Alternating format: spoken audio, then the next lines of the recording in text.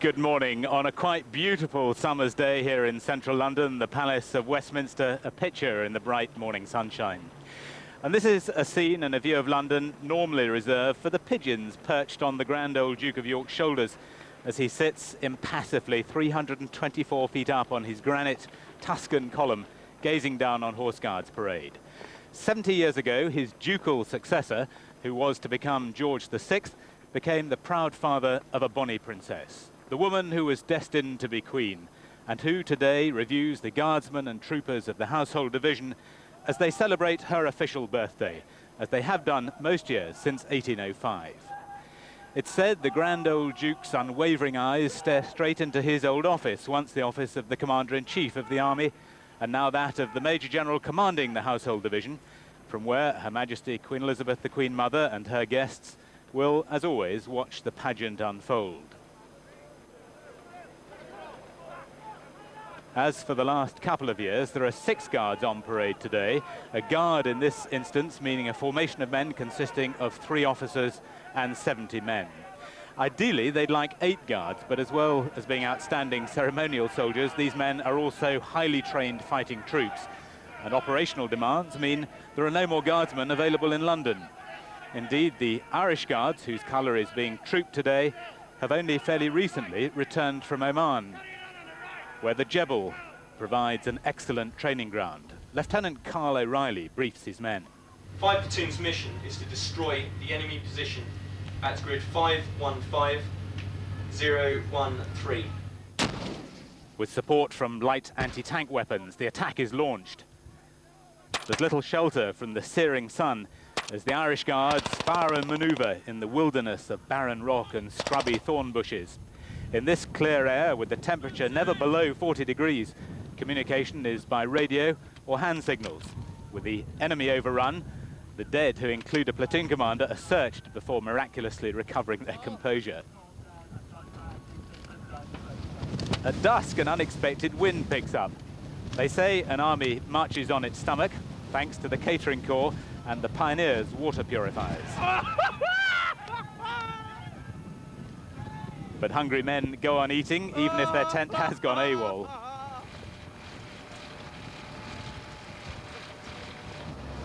And after all the hard work, it's playtime. And back in the port of Sur, the Irish Guards took the chance of a cooling dip in the lovely clear waters. They tried a bit of fishing and an underwater survey. Between them, though, they managed just 1 fish. Well, from the desert sands of Oman to the searing gravel of Horse Guards Parade, it's almost as hot here. The Queen's colour of the 1st Battalion Irish Guards was last trooped in 1988, so it's overdue another appearance. There's an all-Liverpudlian colour party. Sergeant Bennett, with the colour, is flanked by the 6'4" brothers Ryan, Michael and Simon, who are typical in a very family regiment. The colour will eventually be collected by the Escort for the Colour, who are number 1 guard over on the left. These are the tallest and mainly the smartest men in the Irish Guards, a regiment that was formed on the 1st of April 1900 on the orders of Queen Victoria in recognition of the bravery of Irish troops fighting in the South African Wars. In fact, a mounted infantry section of the newly formed regiment did see action there with the Guards Mounted Infantry Company before returning to England in 1902, when King Edward VII presented the regiment with its first colours during the King's birthday parade here on Horse Guards. Number 2 Guard is also found by the Irish Guards. And then number 3 Guard represents the senior regiment of Foot Guards, the Grenadiers. These are men of Nijmegen Company, the company that was formed specifically for ceremonial and public duties and to continue the traditions of the 2nd Battalion Grenadier Guards when they was disbanded in 1994.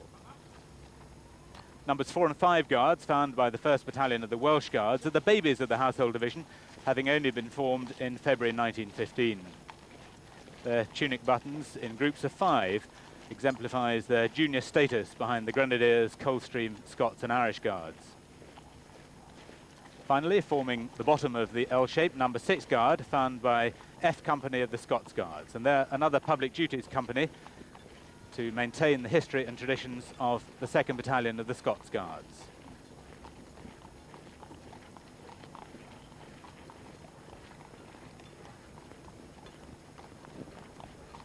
And marching across the centre of Horse Guards Parade, the officers, 18 of them, taking post, 3 to each guard. While final preparations are made on Horse Guards Parade, there's activity at the other end of the Mall.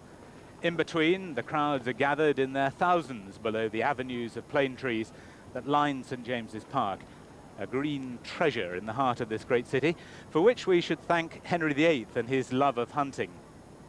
As well as plane trees, another 231 officers and guardsmen line the ceremonial route of the Mall, at the end of which stands the Victoria Memorial, the view that the royal family will have from the balcony a little bit later on.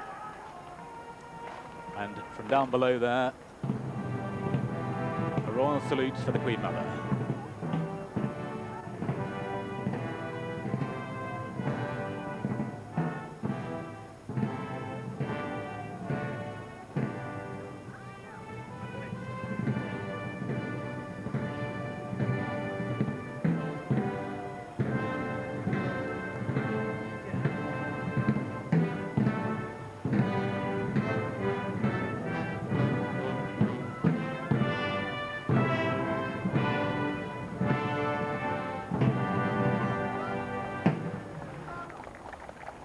Being driven by the Queen's deputy head coachman, John Nelson, who's been in the Royal Mews for 30 years.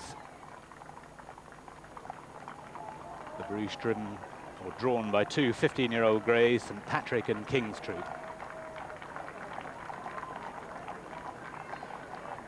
They will make their way up the Mall to Horse Guards Parade, where the field officer in brigade waiting is just giving orders for number 3 guard to split to allow the carriage to come through. This is the man in charge of all that happens on parade today, the commanding officer of the 1st Battalion, the Irish Guards, Lieutenant Colonel James Pollock, who follows in his father's and stepfather's footsteps, his father having been wounded while serving with the Irish Guards in the Battle of Normandy, and he retired in 1973 as a brigadier. His principal officers of the escort, furthest away from us, the subaltern, is Captain Christopher Gieker, known as the Black Prince in the battalion. His father was a prince in the Romanian royal family who came to prep school here in 1939, stayed because of the war and eventually joined the Irish Guards, became the Chief of Staff, and Christopher watched this parade as an 8-year-old from the Chief of Staff's office in the Horse Guards building. Then in the middle is the ensign, 2nd Lieutenant Fabian Roberts, one of 10 children. His father, now sadly dead, was in the Welsh Guards. His oldest brother, Sebastian, was the commanding officer of the battalion until February this year, and his brother, Cassian, is captain of number 2 Guard. And then nearest the camera is the captain, Major James Stopford, actually son of a naval captain, but I'm told there are many military Stopfords, although the admirals outnumber the generals by about 11 to 7.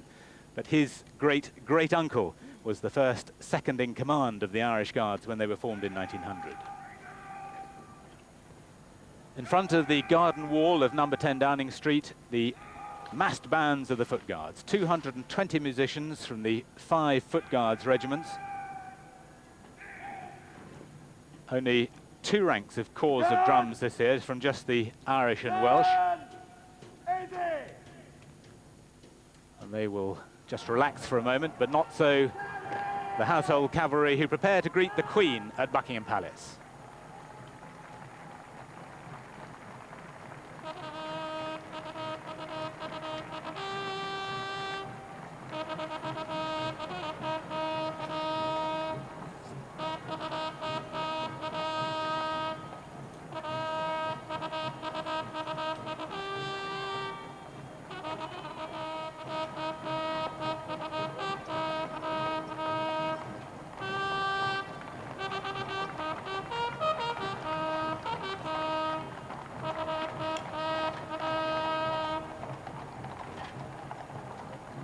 Her Majesty the Queen in the ivory-mounted phaeton, her conveyance since she gave up riding in 1987, only used for this parade, and the Crown Equerry and Equerry in waiting move forward to guard her as they progress up the Mall. Drawn by Iceland and Auckland, and proceeded down the Mall Firstly by the massed mounted bands of the Household Cavalry, and then the first two divisions of the Sovereign's escort, the Blues and Royals. The royal procession follows on behind Her Majesty.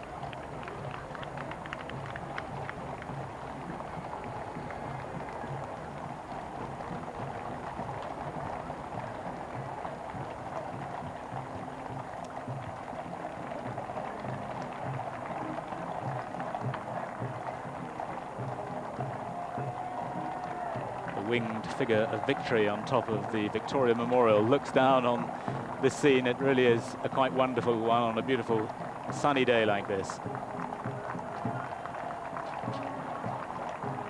Immediately behind the Phaeton, the 4 royal colonels of regiments, then the sovereign standard of the Blues and Royals, and bringing up the rear the last 2 divisions of the Life Guards. On Horse Guards Parade, all is quiet as they await the arrival of the Queen Mother. Number 3 Guard having opened up. So this is the view at the other end of the Mall. The 2 barouches, the Queen Mother in the first one, her personal staff in the second one.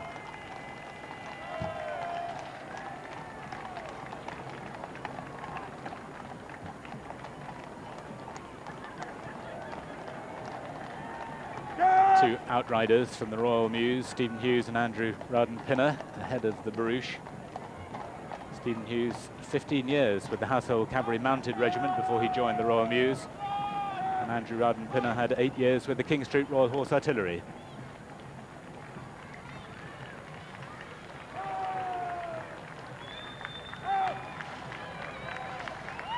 The orders you hear being given by the field officer as he prepares the foot guards to present arms, which they'll do as Her Majesty turns through the gap created by number 3 Guard, and then the massed bands of the foot guards will play the national anthem.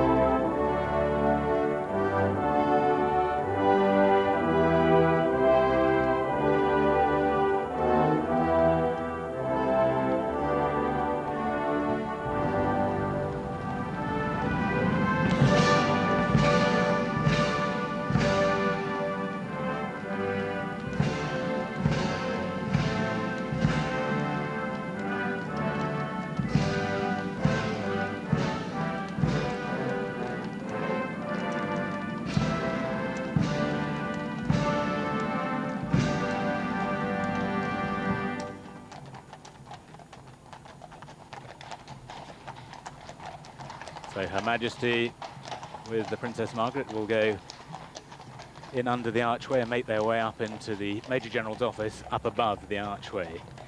And even at the 73rd year of viewing, I'm sure she'll particularly enjoy the music of Ireland, bearing in mind her especially close links with the Irish Guards. The Queen Mother is a favourite and an honoured guest at the Irish Guards' annual St Patrick's Day celebrations. On the 17th of March every year, the Irish Guards always celebrate their country's patron saint with the Regimental Day, a family day here in Chelsea Barracks.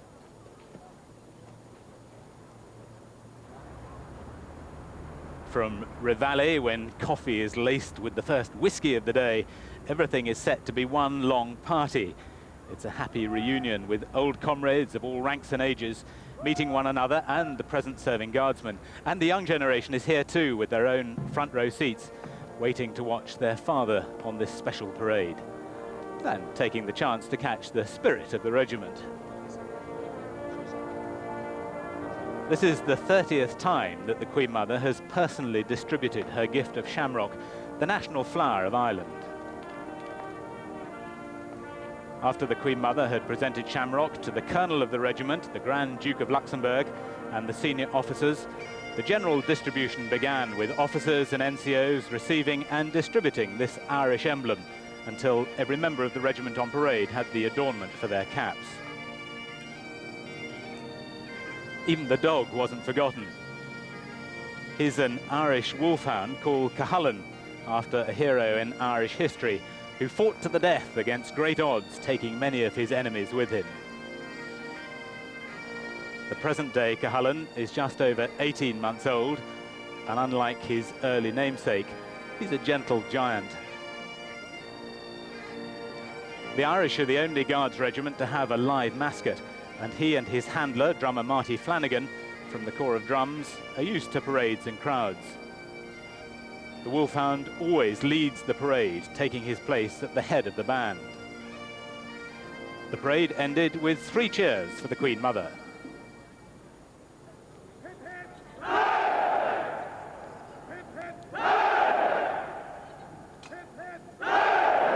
Alongside the Queen Mother, the Grand Duke of Luxembourg joined in, and he'll be riding Noble in today's birthday parade with a new and specially designed harness based on the decoration of the Order of St. Patrick. Tim Mills, the master saddler of the Household Cavalry, helped to design the harness, and he made it himself. Shamrock is everywhere, as a reminder of the Irish, and Noble, a dappled chestnut, now 20 years old, rather seems to fancy his new attire as he stands placidly in the sunshine. Corporal Major Tim Mills is a member of the Society of Master Saddlers and also the Loriners Company. He'll be taking the livery of that city company later this year and is working for his master's degree at the City and Guilds College.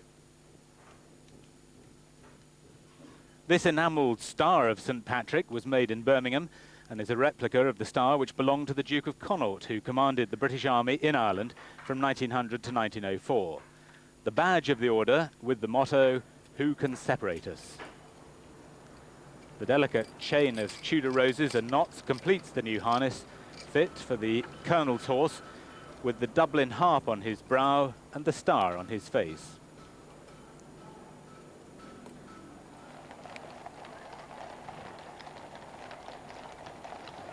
And live in the Mall, on the right-hand side of the 4 colonels there you can see in a row just behind the Queen's carriage, is Noble, bearing the 7th Colonel of the Irish Guards, the Grand Duke of Luxembourg, Prince John. The whole procession is led by the Brigade Major, Lieutenant Colonel Julian Crowe, whose job it is to get the Queen onto Horse Guards at exactly the right time as the clock strikes 11.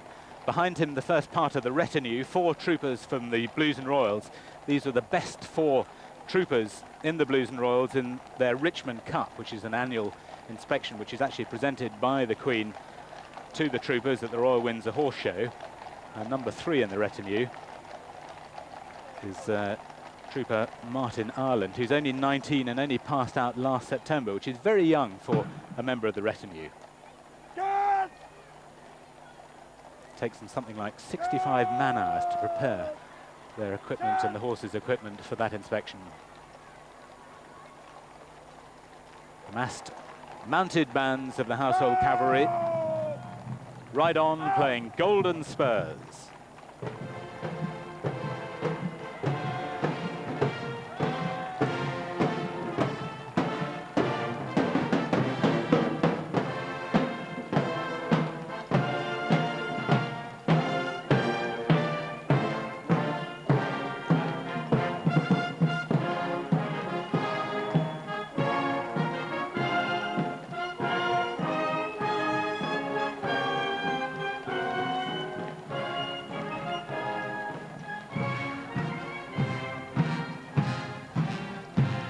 Colin Henderson is the Queen's head coachman, riding postilion on the phaeton that was also designed to be driven.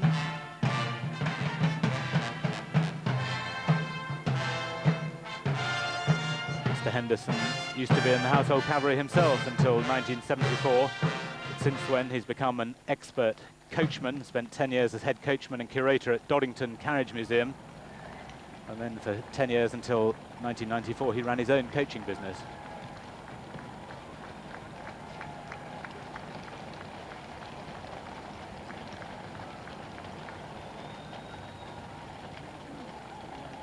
Queen now, of course, ever since she's been driven onto parade, comes in mufti as opposed to the uniform that she used to wear when she rode on as Colonel-in-Chief of the specific regiment whose colour was being trooped.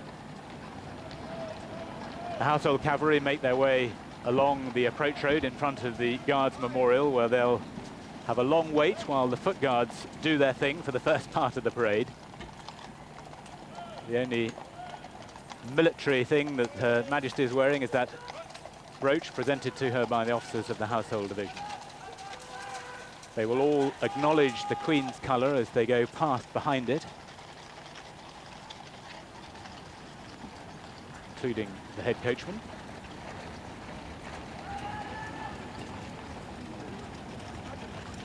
And the 4 Royal Colonels all salute.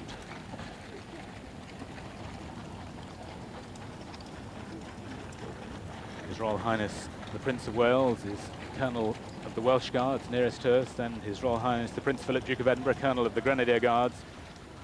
Field Marshal, His Royal Highness the Duke of Kent, Colonel of the Scots Guards. And furthest away, General, His Royal Highness the Grand Duke of Luxembourg, Colonel, of course, of the Irish Guards.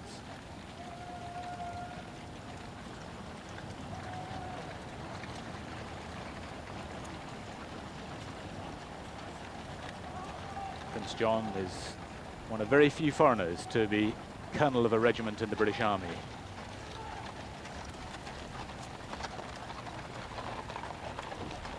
Queen Mother looking down as her daughter makes her way underneath the window, and she'll pull up behind the dais there, and as she steps onto the dais, the field officer in brigade waiting will give the orders for the royal salute, and the mass bands of the Foot Guards will greet their Colonel-in-Chief with the national anthem.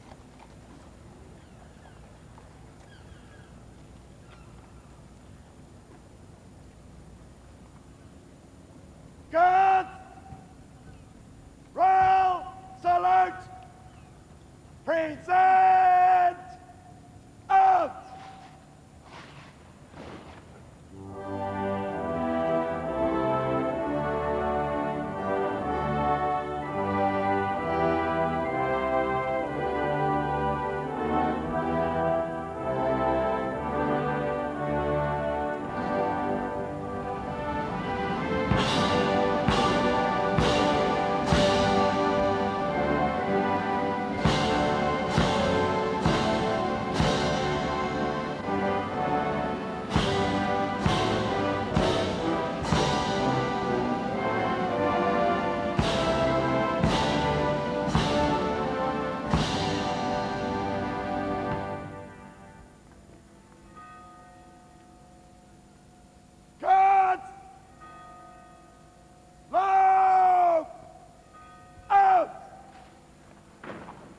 The Sovereign's personal standard flutters above Horse Guards.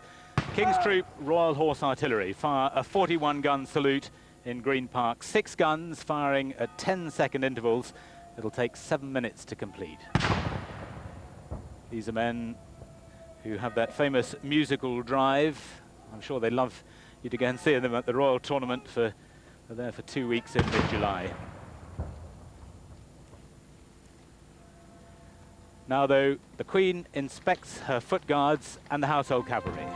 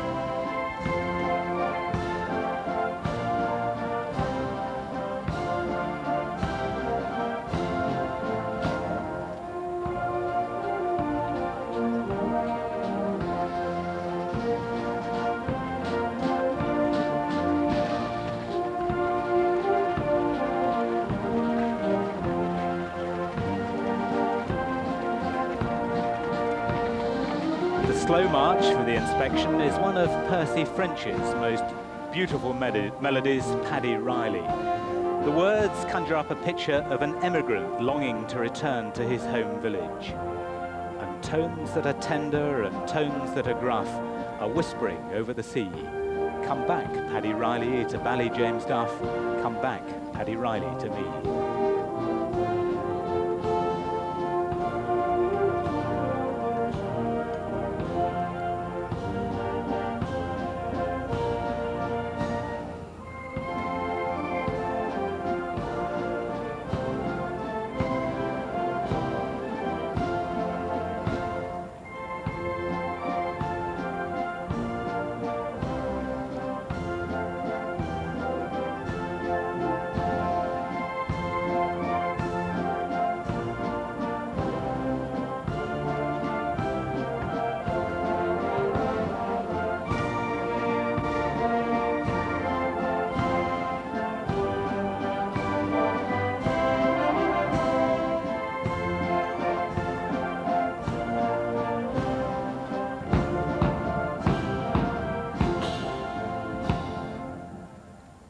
March for the inspection of the Household Cavalry is another of Percy French's compositions, Slattery's Mounted Foot.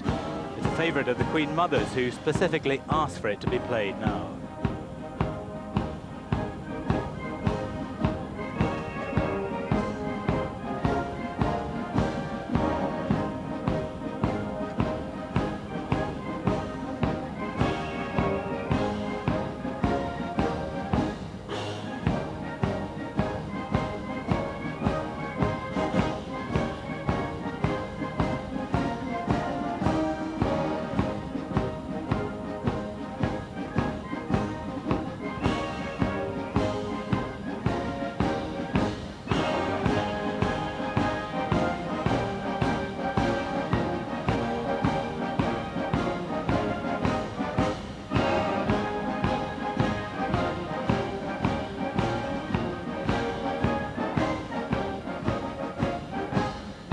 This is the 45th time that Her Majesty the Queen has inspected her household division on this parade, and it's no formality. Invariably she has some comments for the Major General afterwards at the palace, and she always sends him a signal with her thoughts on the parade.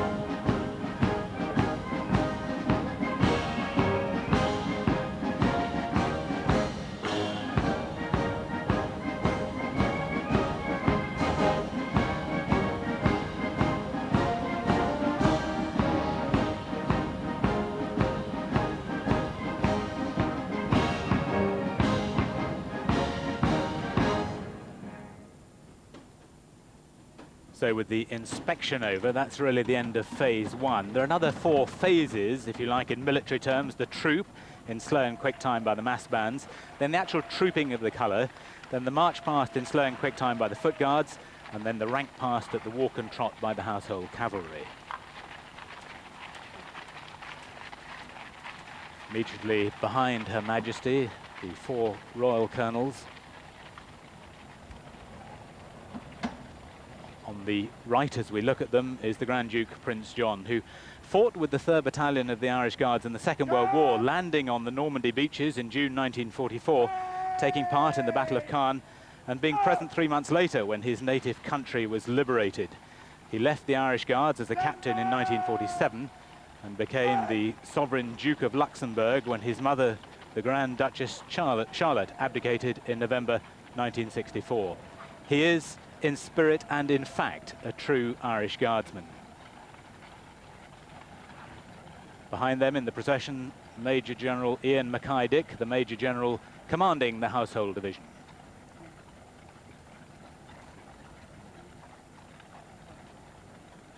And also there, Lieutenant General the Honourable Sir William Rouse, Colonel of the Coldstream Guards, the only serving officer amongst the colonels. He's actually Quartermaster General and retires from the army next month. So Her Majesty will now watch the rest of the parade from the dais, and she's joined now on the dais by the two colonels of the Household Cavalry Regiments. On the left, General Sir Desmond Fitzpatrick, Colonel of the Blues and Royals, who, as it's their standard that's being trooped this year, is Gold Stick in Waiting. You see the ebony cane in his left hand. That's an appointment that dates back to 1678, when Charles II feared for his life, and he ordered Gold Stick to be in attendance on the King's person from his rising to his going to bed. And it's shared with the Colonel of the Life Guards, who is also on the dais with the Queen. Guards! But now the mass bands will troop to the slow march, the Huguenots.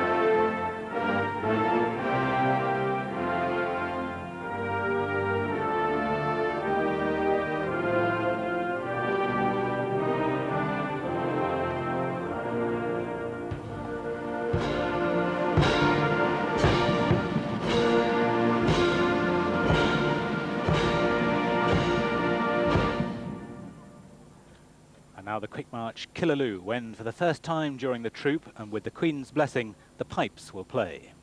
Batsman! Final center! Quick march!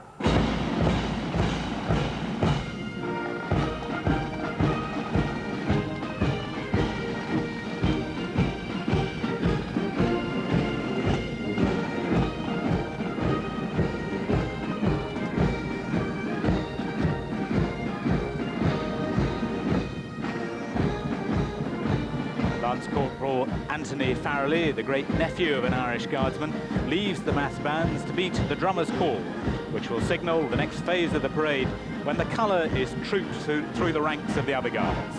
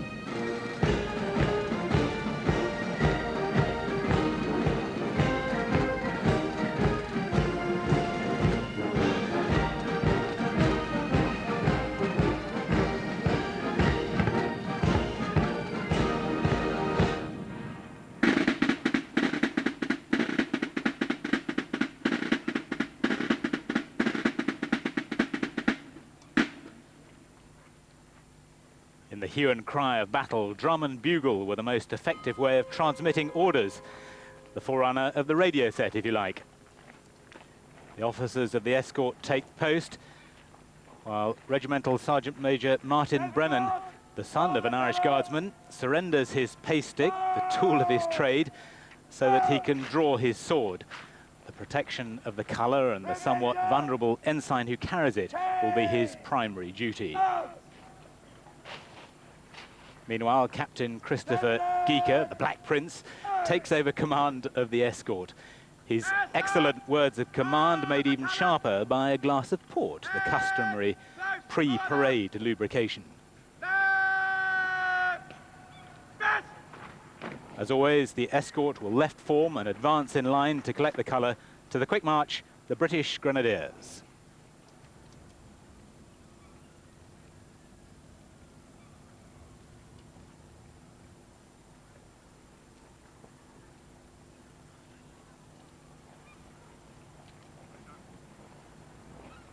Escort for the colour! By the left! Quick march!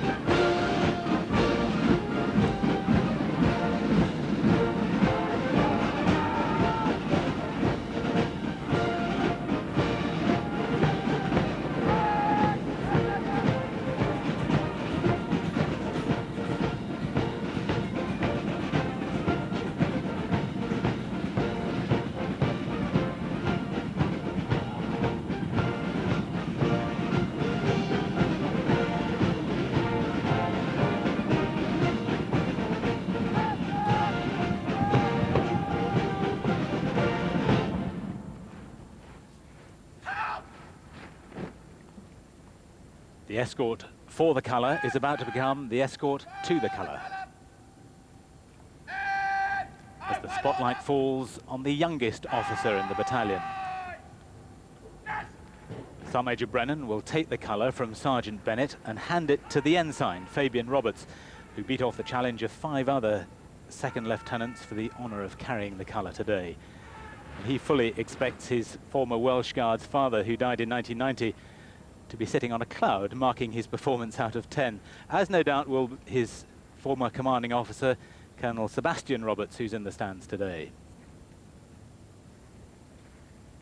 If you could see through the veil of black fur that shields the young officer's eyes, you'd see an immensely proud young man granted a rare honour on a day that he'll remember for the rest of his life.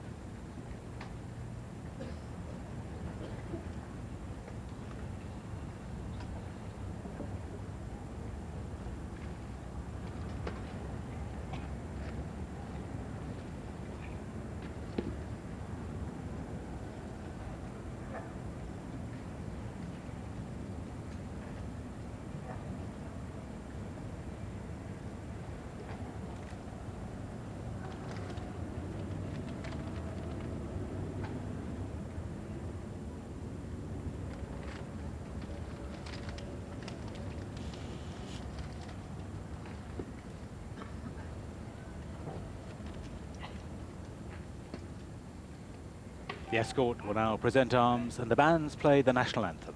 Escort to the colour. Treason up.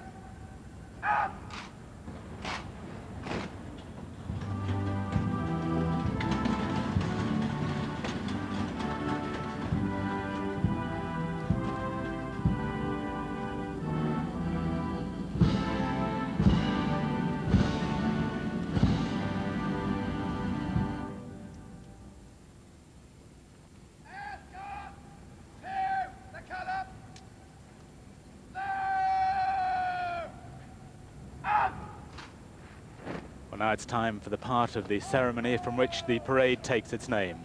To the slow march, escort to the colour, followed by the Grenadiers' slow march. The 2 ranks of the escort will march between the ranks of the other guards, while the ensign alone marches in front with the colour held high for all to see.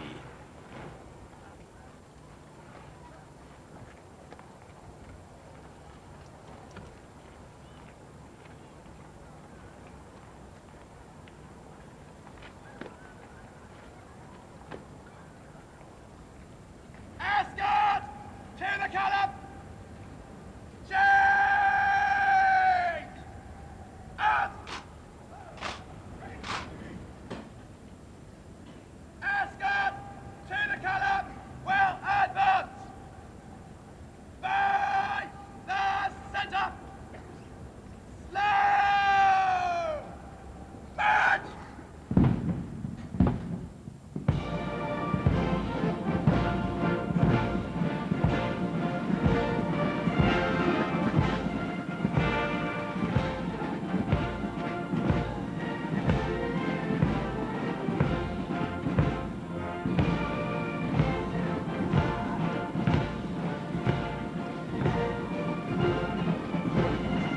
Meanwhile, the massed bands have to manoeuvre in a rather small space to change direction without making like a super tanker taking avoiding action.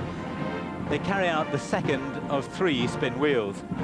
It's probably the most unmilitary of all drill procedures, and from above it looks rather like an angry ant's nest that somebody's disturbed.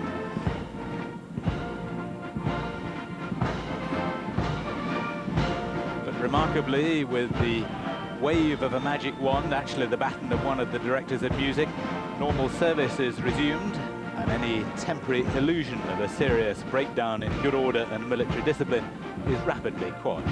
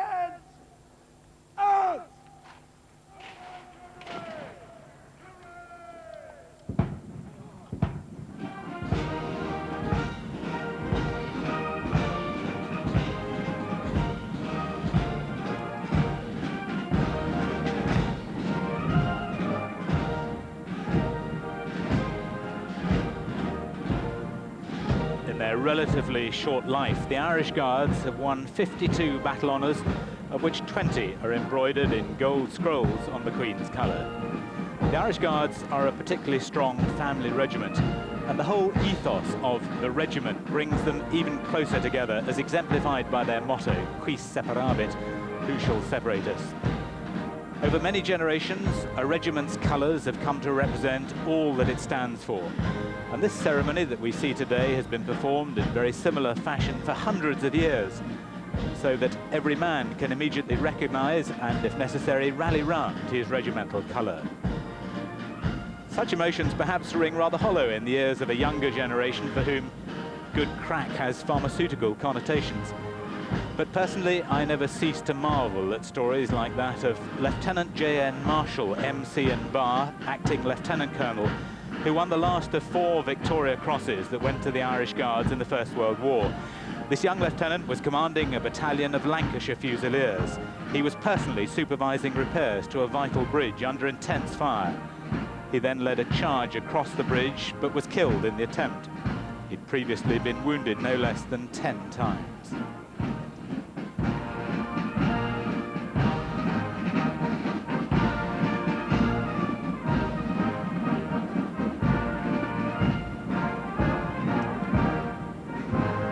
The Guards Memorial was originally erected to commemorate such heroism, but it now encompasses the Second World War and many conflicts since.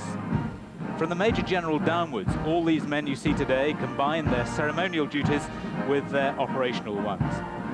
As the ensign, Fabian Roberts has good reason to remember. Another of his 6 brothers, Hilarion, had followed their father into the Welsh Guards.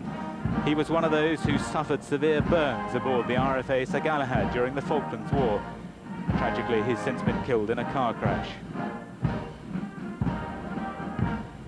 Those scarlet uniforms that now draw the tourists' cameras once concealed the blood of battle. The rifles that they now throw around with such precision are what they use with equal skill on the battlefield of today, when their country calls upon them so to do.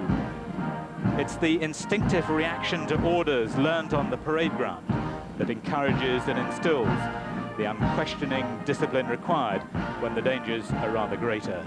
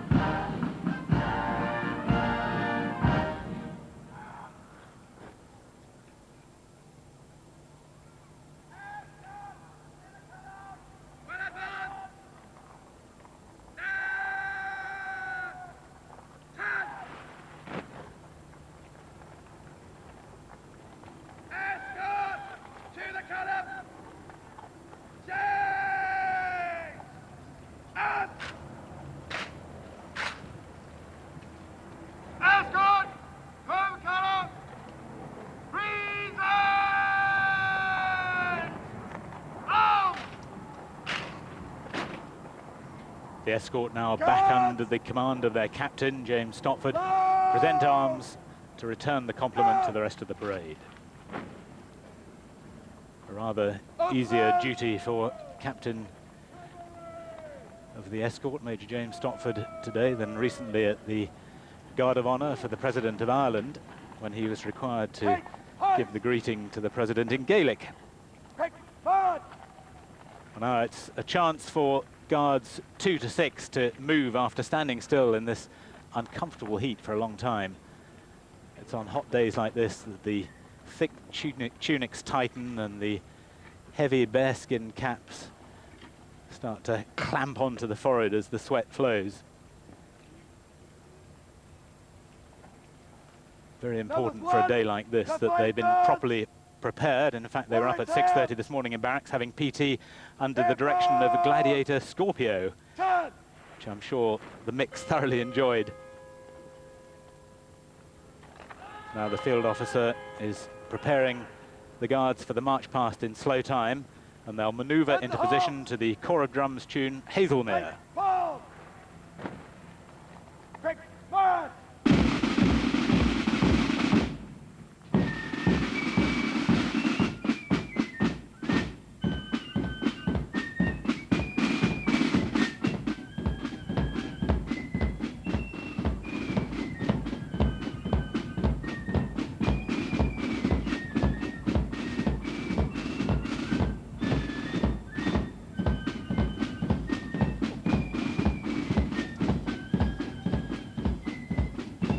After further orders for number 6 Guard, all 6 Guards will step off in the slow march round the edge of Horse Guards Parade to march past Her Majesty. The tune will be The Minstrel Boy, one of the most famous and evocative of all Irish songs. The minstrel boy to the war has gone, in the ranks of death you will find him. His father's sword he's girded on, and his wild harp slung behind him. Number 6 Guard! Place order! March! Move to the right in 3s! Form 3s!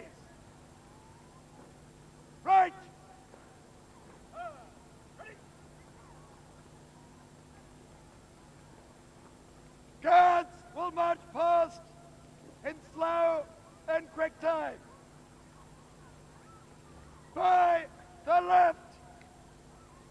Slow! March!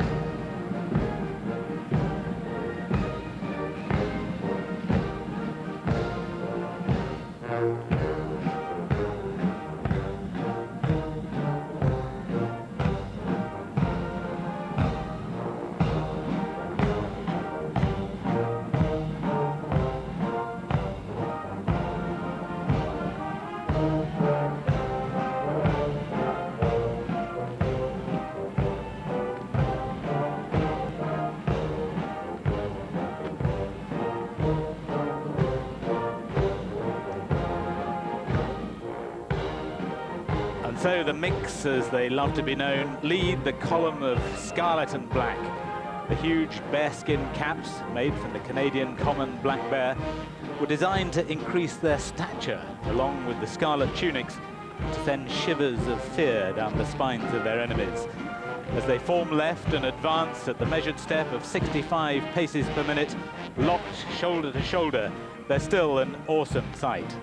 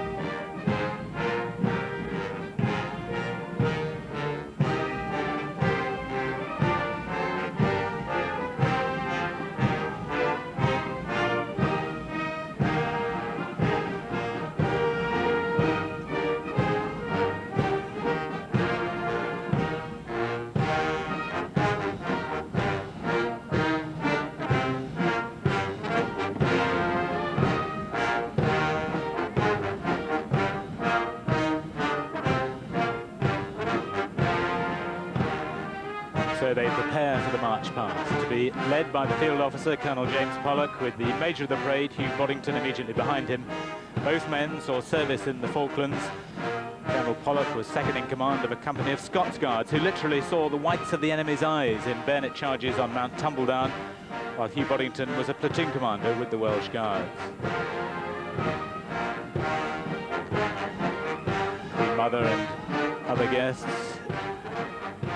Prince Andrew watching other young members of the Luxembourg court, one of the Grand Duke's grandsons.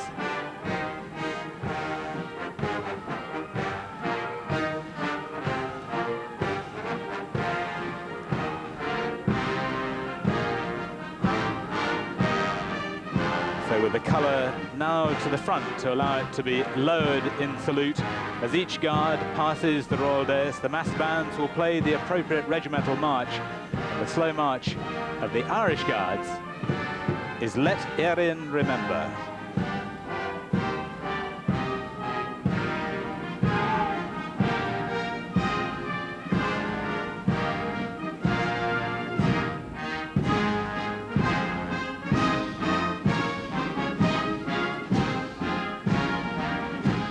This is what the hours and hours of practice for the past 2 or 3 months are all about, each man striving for personal perfection for the sake of the whole.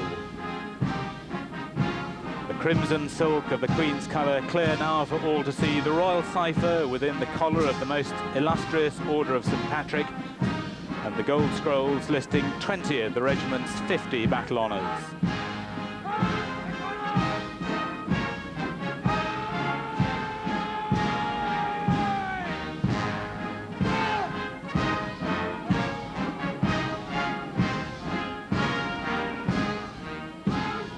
Slow march for number 3 guard, the Grenadiers, is Scipio.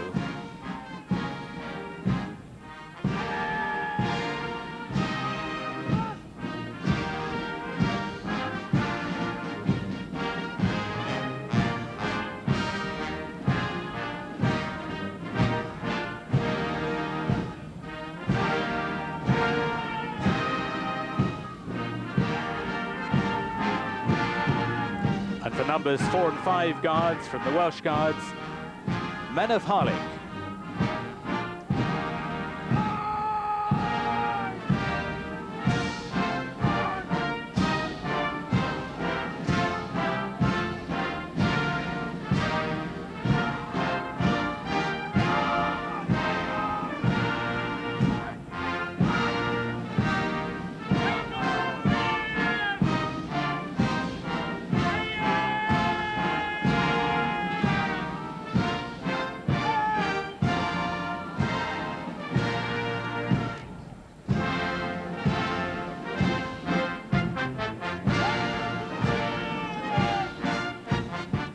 finally, for F Company of the Scots Guards, the Guard of Old Gaul.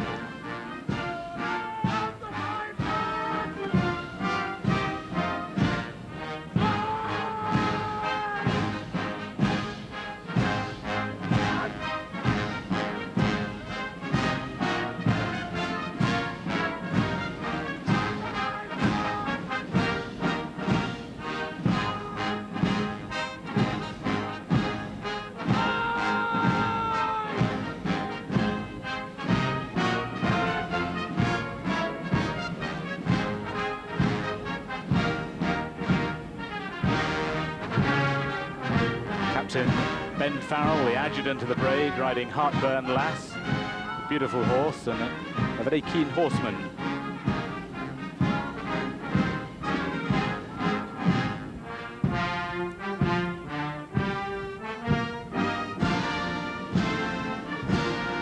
As the field officer salutes Her Majesty, the slow march is the harp that once through Tara's halls.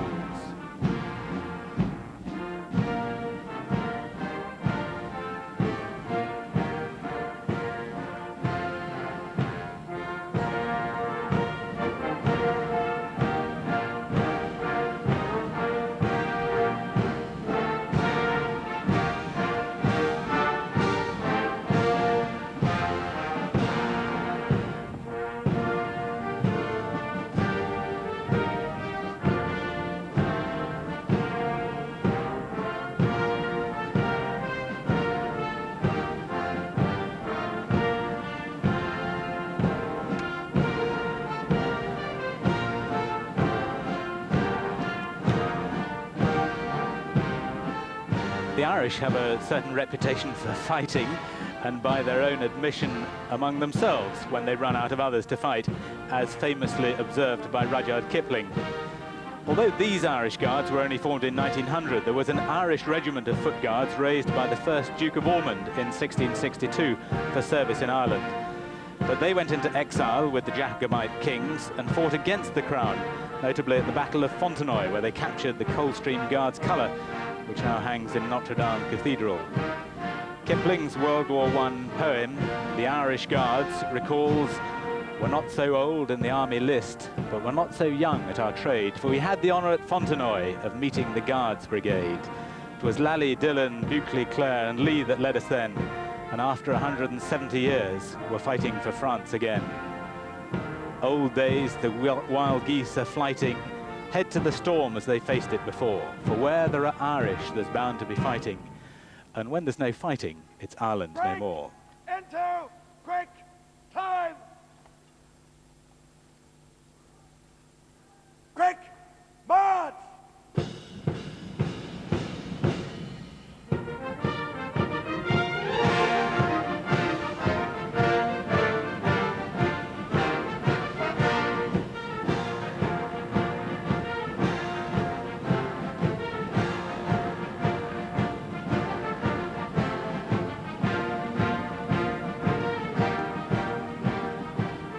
Pipers of the Irish and Scots Guards come to the front of the massed bands for the quick march past as they move from 65 paces per minute to 116. The quick march is the Emerald Isle by Mick Henderson, the director of music of the Irish Guards. It's an arrangement of 4 Irish jigs and reels in march time. The Rakes of Mallow, The Girl I Left Behind Me, The Irish Washerwoman, and Gary Owen, as used by General Custer's US 7th Cavalry.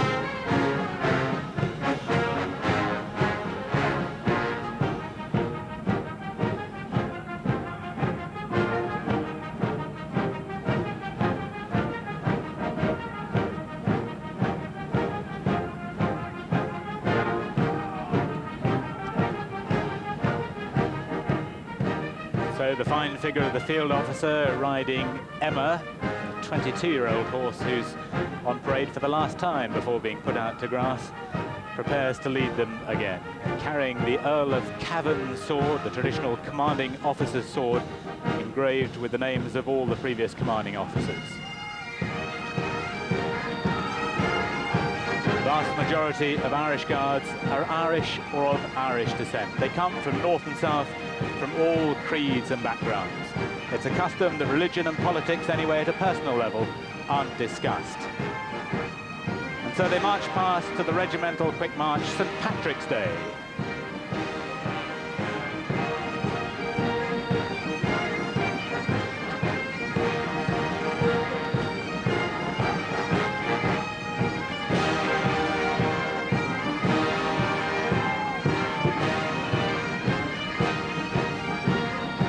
As is customary when the Scots Guards or the Irish troop the colour, the regimental pipers play, and now the quick march, the British Grenadiers.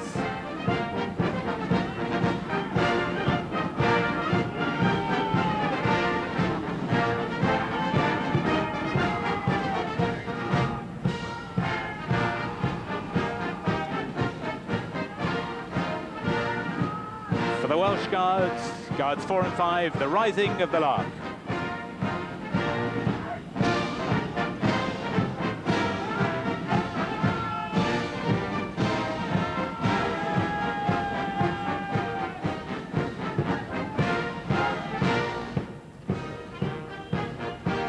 For the Scots, Helan Laddie.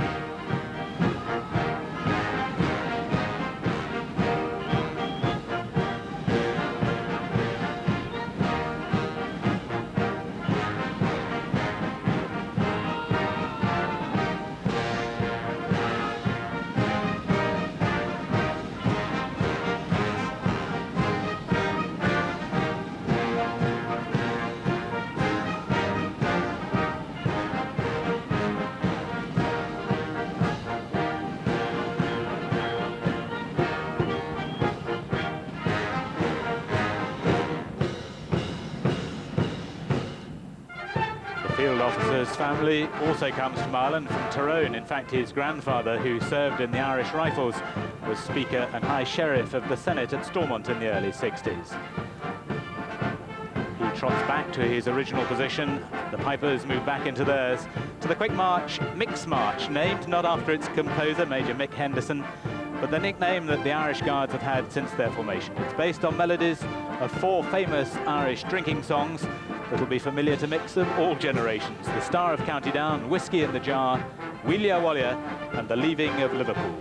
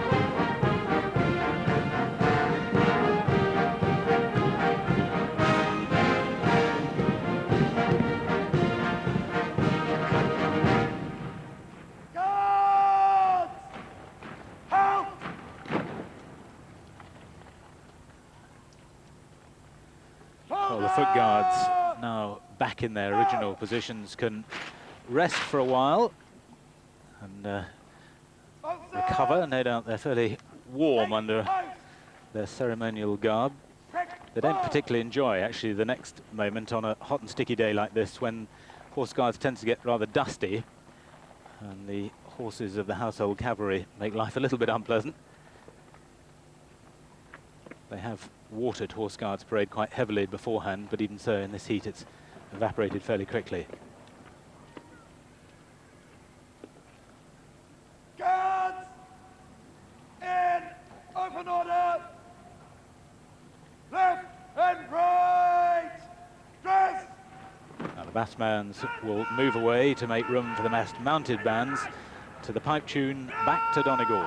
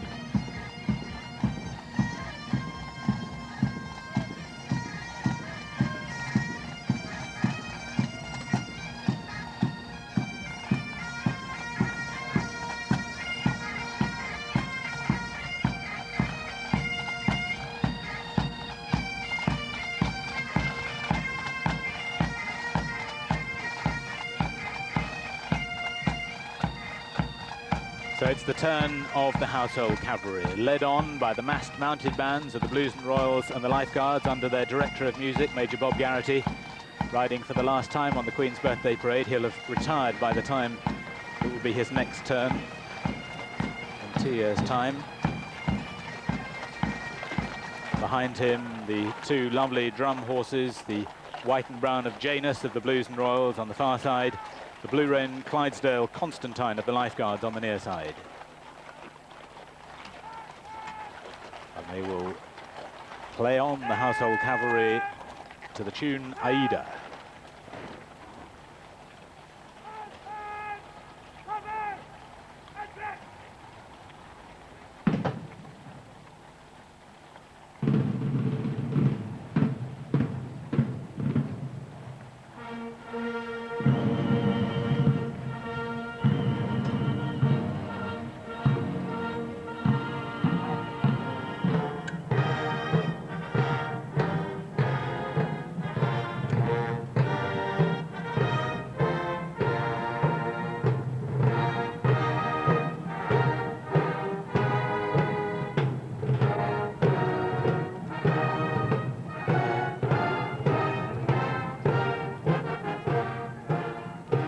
Standard of the Blues and Royals, carried by Squadron Corps Major Frank Willesey, riding Ormond, a horse he calls the Beast because it looks like one of the 4 horses from the Apocalypse, but actually he says it's a big softie.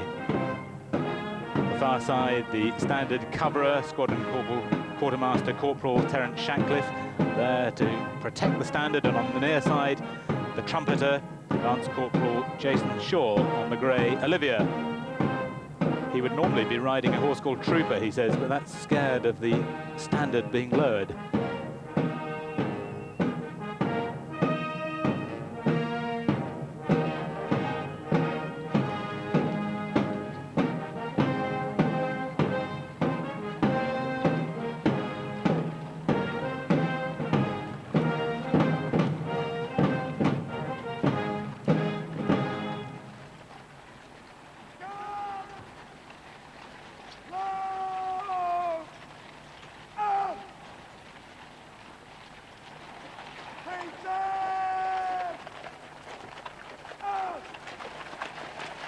Foot Guards present arms to the household cavalry and their sovereign standard as they play the slow march of the Blues and Royals. The field officer of the escort, Major Joe Lydiard Wilson, leads them on a magnificent charger called Quiberon, well over 17 hands. And you'll You'll notice, most unusually, a white blaze on his forehead, most unusual for an officer's charger, which are normally all black, but he's such a good horse.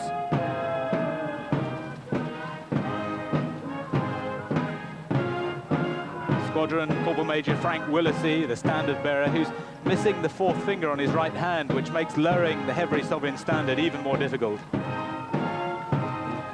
It's the equivalent of the Foot Guards' Queen's colour, along with the lavishly embroidered royal coat of arms of 46 of the Blues and Royals' 76 battle honours.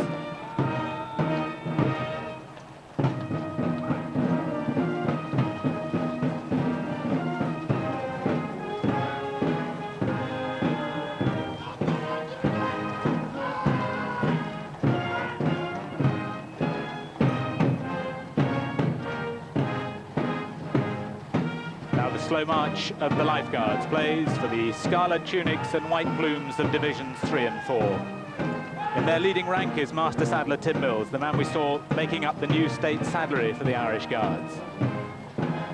With a staff of 4, he's responsible for maintaining and repairing virtually all the kit on man and horse, bar their helmets and cuirasses.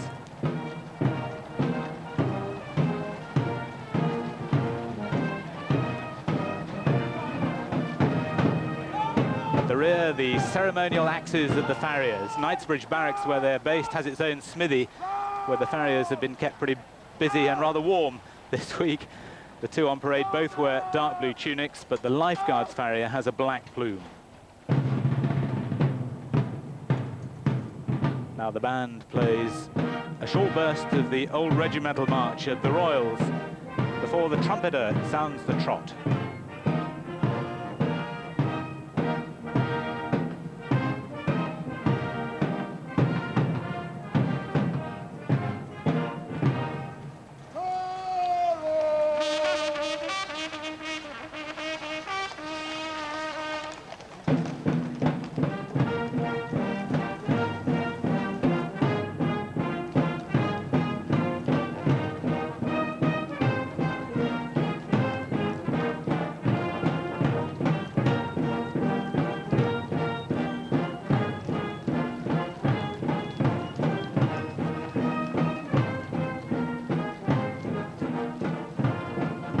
Music for the trot is Money Musk, while the Foot Guards element of the parade can be traced back to at least the 18th century. This walk and trot pass by the Household Cavalry was only introduced in 1950, the year the King decreed that the Household Cavalry should become part of the Household Brigade, now the Household Division.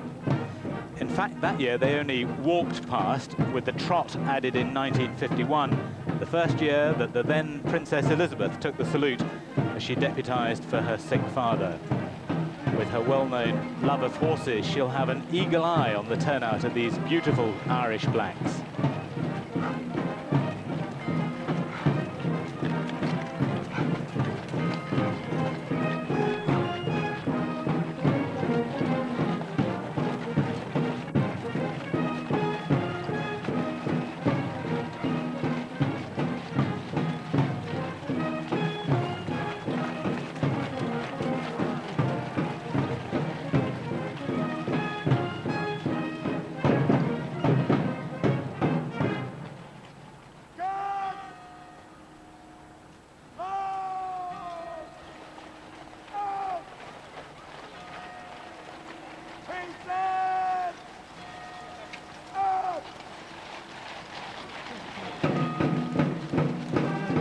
Foot Guards again present arms, and the bands play the regimental trot, the Keel Row. This time the standard isn't lowered, but just let fly.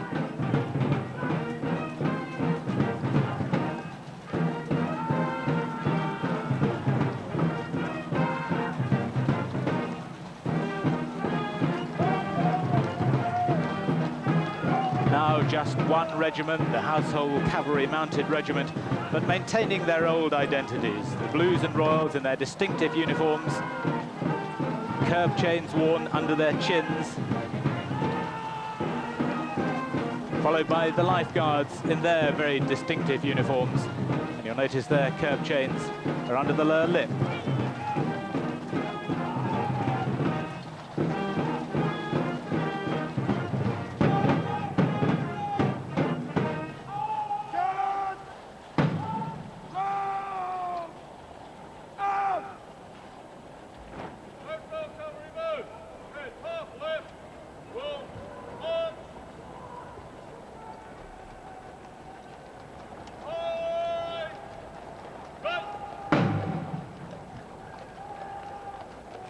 A salute from the Household Cavalry mounted bands.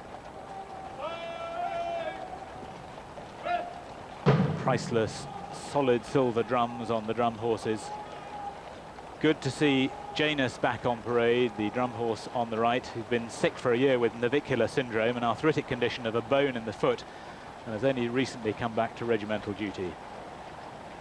Ridden by Lance Corporal Stuart Marsh, whose father was a mounted drummer in the regiment and whose grandfather spent 36 years in the regiment, retiring as a lieutenant colonel. A sight the Queen is always particularly interested in. She actually breeds drum horses, and the regiment has just bought a new one from the Queen's Stud at Hampton Court called Peppermint, and they've another one called Spartacus in training who'll pass out next year.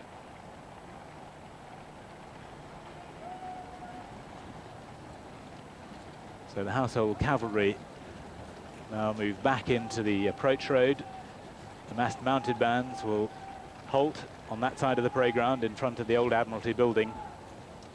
And the Director of Music will turn inwards the signal to the field officer in brigade waiting to give the final royal salute.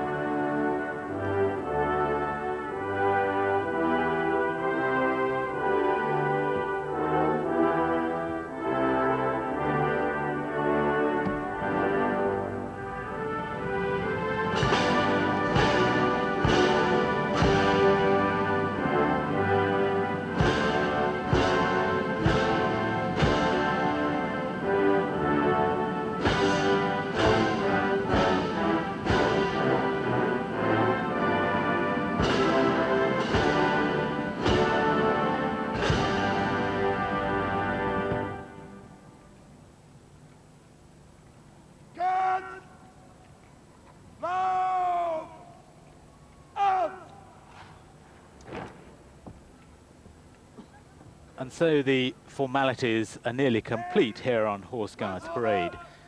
And every single man here and officer can contemplate the Harry Robertshaw bequest. Harry Robertshaw was a private in the Irish Guards who was killed in the First World War. And his last words to his sister before leaving for France were, "If I don't come back, buy my friends a drink."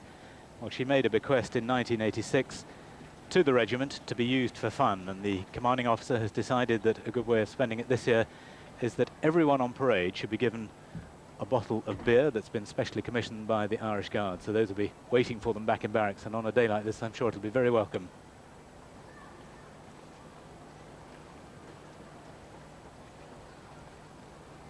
Massed mounted bands of the Household Cavalry move off. They'll go down the approach road into the Mall to lead the whole procession back down to Buckingham Palace.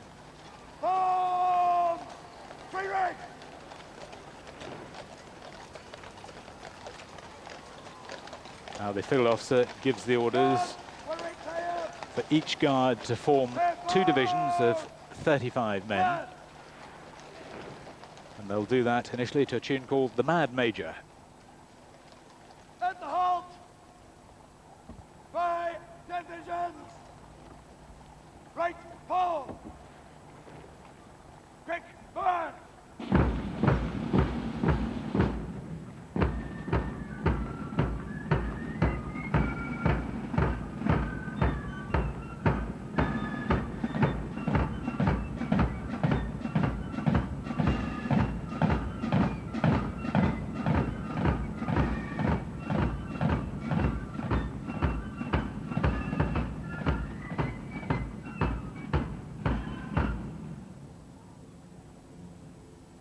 Divisions will advance.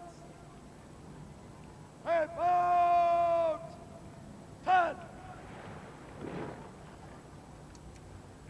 Guards. And now having formed divisions, they close up into close column behind the escort to Prussian glory. The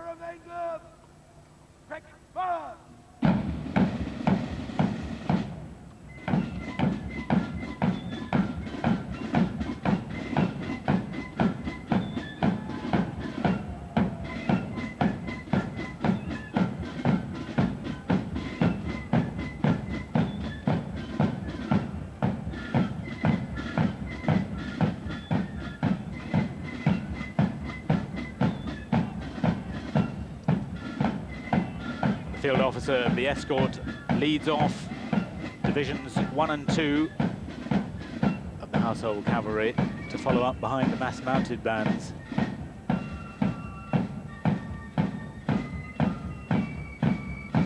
Those lovely black chargers, almost all Irish, although there was one year when they got a batch from Germany, but the experiment wasn't particularly successful. They didn't prove to be the right sort of horses for this type of duty.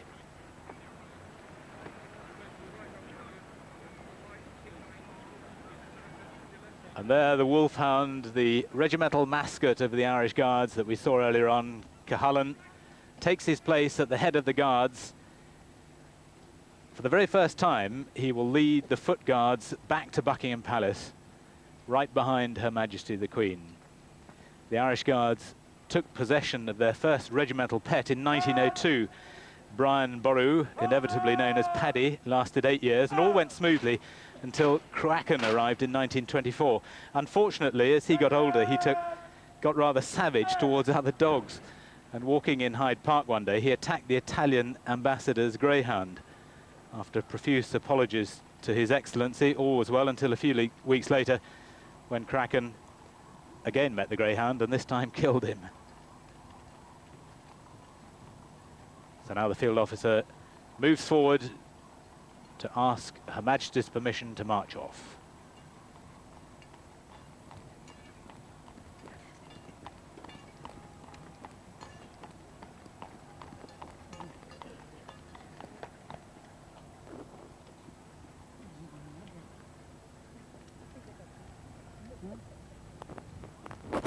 Her Majesty's Guards are ready to march off, ma'am.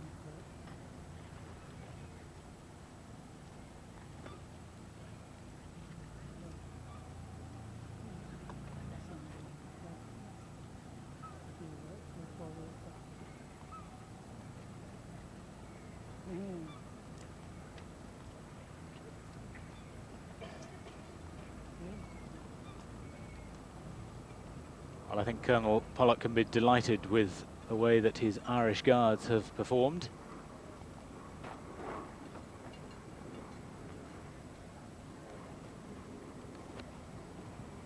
The ivory mounted phaeton is moving across Horse Guards, ready for Her Majesty to climb back on board to go back down to Buckingham Palace.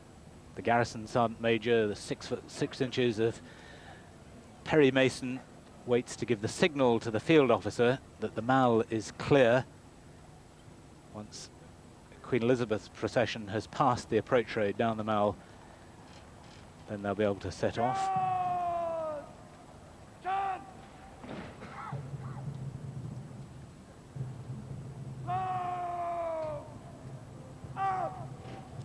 So once Her Majesty back in the phaeton, they'll march off to the quick march, If You're Irish.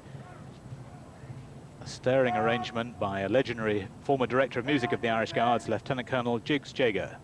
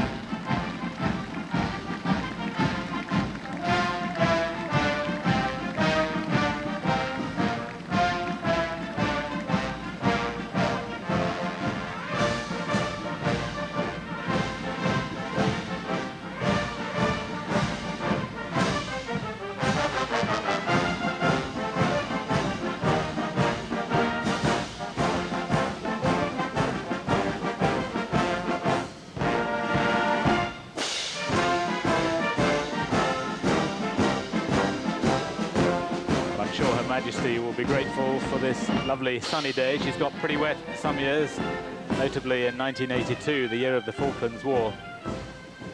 She'll be hoping, I've no doubt, that the weather holds for the Garter ceremony on Monday and Royal Ascot this week, when once again open carriages are the order of the day.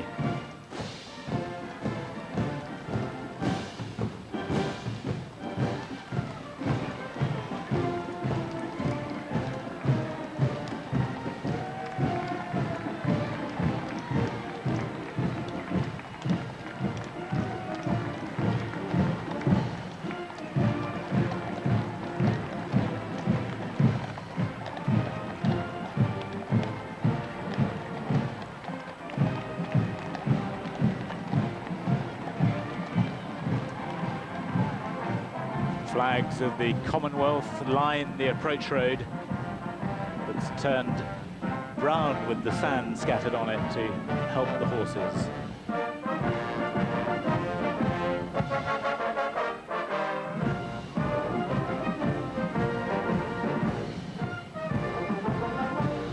Well, what a splendid birthday celebration. Her Majesty was adamant she wanted no fuss for her 70th birthday. But this is one unique present she would never want to miss. The Irish Guards are a regiment formed as a direct result of the ancient and traditional valour of the Irish race. And this thread of courage, endurance and high ideal has continued over the years. It is, as every young officer is told, the bedrock of the regiment.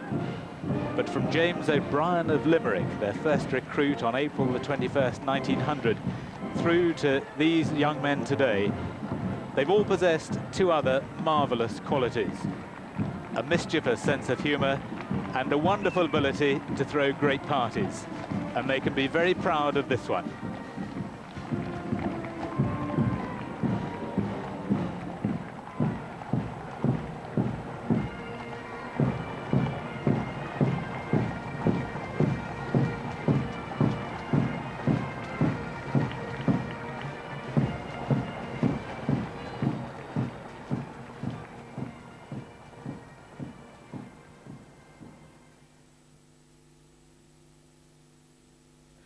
Our recording of this afternoon's flypast and the royal family's appearance on the balcony of Buckingham Palace will be shown together with highlights from the parade at 7:05 this evening on BBC Two.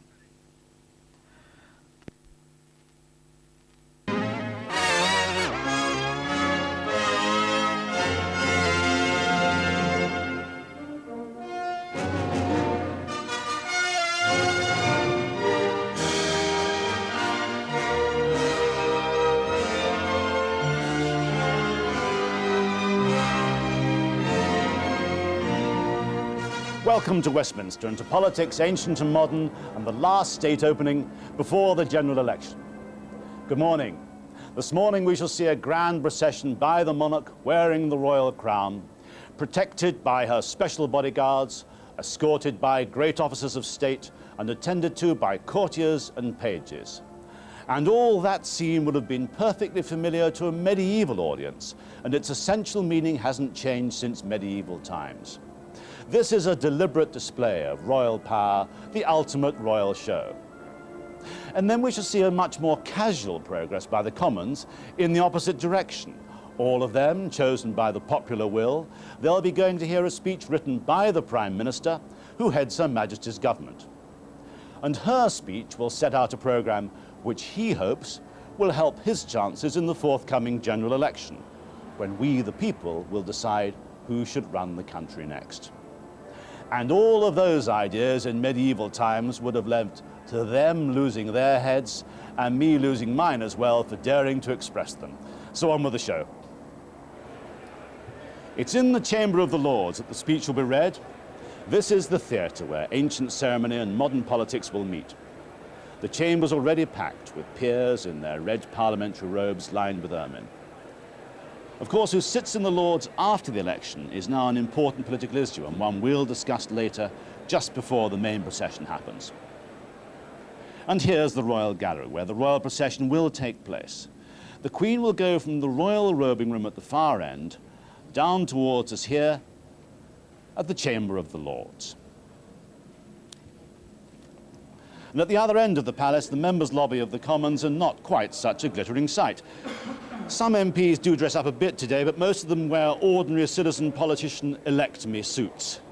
Later MPs will be summoned by Black Rod, though, to make the journey from their chamber through those doors there to the Lords to hear the Queen's speech. And there in the Royal Gallery, at their station, are the Yeomen of the Guard, the longest established of the Queen's bodyguards. During their long history, they've checked the monarch's food for poison, they've been responsible for security in the royal palaces, and their absolute claim to fame is that they discovered the fearful gunpowder plot in 1605, Guy Fawkes' attempt to blow up Parliament. And earlier this morning, the yeomen who saved us from the gunpowder plot carried out their ceremonial search of the palace, bearing lamps as they marched through the place. This search takes place before every state opening, and they do inspect the cellars too. Of course, looking as good as this takes serious preparation.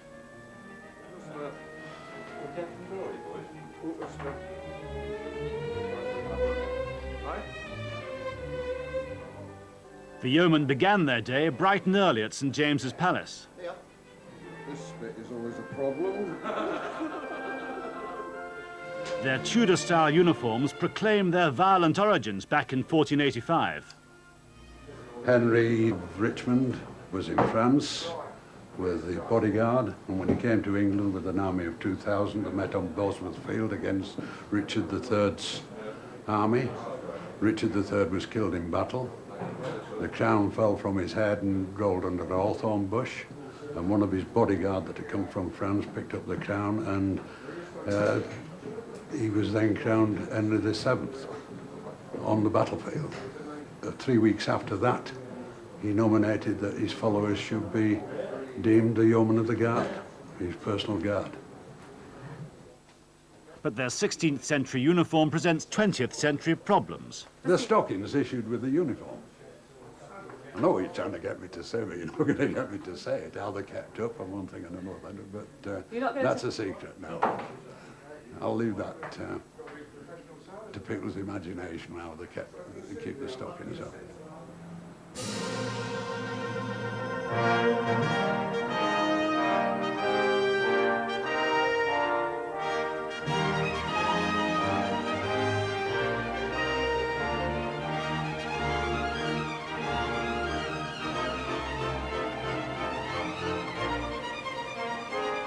Every man's a volunteer. He volunteers for it. He's done his pensionable time with the regular service, and then he applies to become a member of the bodyguard. And it's something that he's still serving the sovereign and the country. But they're moving. And the regalia procession is now arriving at Old Palace Yard. The Imperial State coat, the Imperial State crown which the Queen will wear after arrival in Parliament, and the Sword of State and the Cap of Maintenance. And looking after them, Colonel Malcolm Ross, the Controller in the Lord Chamberlain's office, Assistant Controller Colonel Anthony Mather looking after the Cap of Maintenance, and the Sword of State with its own gentleman usher, Sir Edward Burgess. Because today all the symbols and attributes of the monarchy will be on display, and they have their own special place of their own in the ceremony. Queen Alexandra state coach is drawn by 4 bay horses with 2 outriders. And following that, the 2 maces have their own coach, and because they're rather large things, they stick out.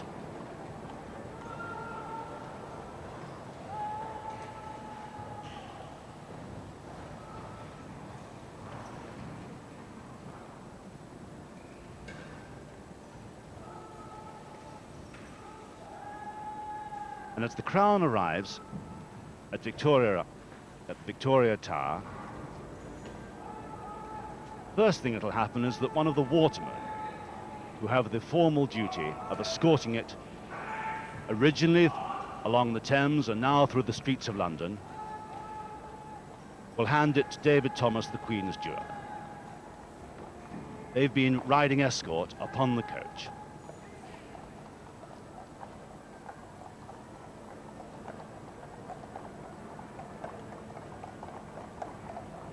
There's David Thomas, the Crown Jeweller, who arrived separately in a Rolls.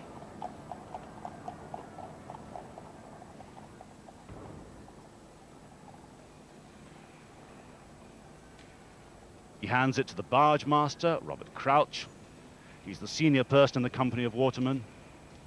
So they've now completed their task, and now Colonel Malcolm Ross, escorted by 2 gentlemen at arms, bears it towards the sovereign staircase.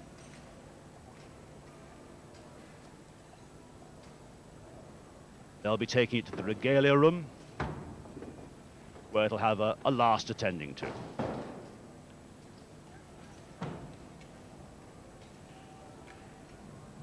Sword of State is taken in, and that will have its own place in the procession, and the cap of maintenance.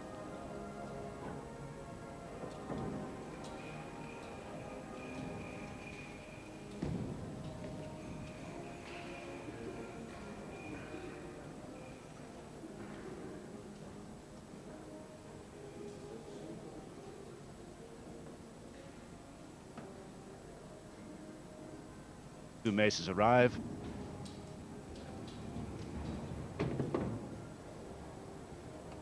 This is the sovereign staircase. At the top of this staircase is the royal gallery that you saw earlier. At the end of the royal gallery, we can see the Earl Marshal in his parliamentary robes, lined with 4 lines of bands of ermine, signifying his rank as a duke. He's the Premier Duke of England. There he's got his gold baton and the collar of the Order of the Garter, of which he's one of 24 members.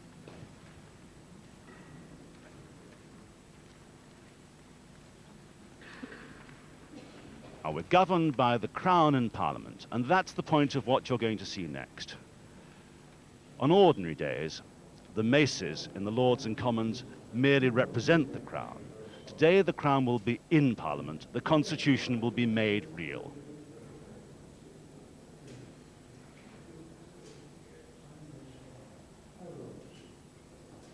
And today, just as in medieval times, the crown, the symbol of monarchy, will be accorded all the respect due to the monarch.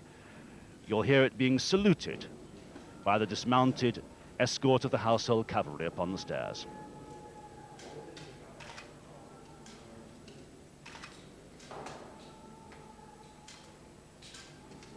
Set in the center of the cross is the Balas ruby, known as the Black Prince's ruby, said to have been in his helmet as he rode to war with the French in the 14th century. Henry V wore the ruby at Agincourt in 1415, and Henry VIII added it to the crown jewels.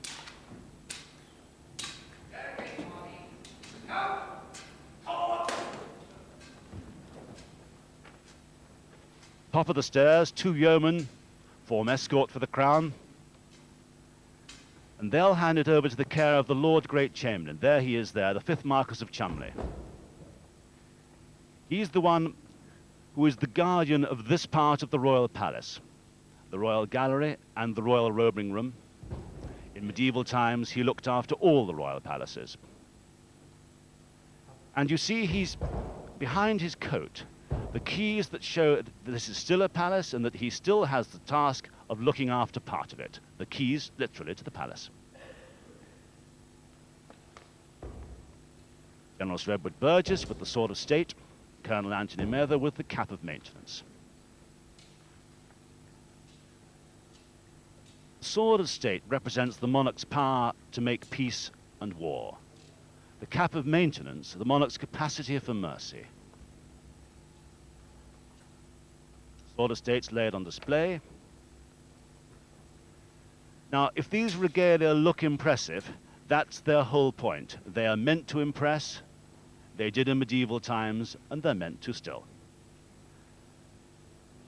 The cap was originally worn by the monarch on occasions like this as a substitute for the crown and called the Cap of Dignity. Then it became combined with the crown, became an inner lining.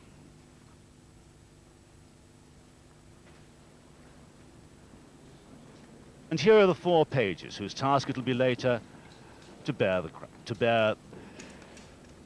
the train of the Queen, the Honourable William Vestey, Thomas Howard, Lord Eskdale and the Earl Percy. And for the last 2, it's their first time as pages. We wish them well. Those are the busts of Prime Ministers from the Lords, and here come the procession of the Royal Heralds.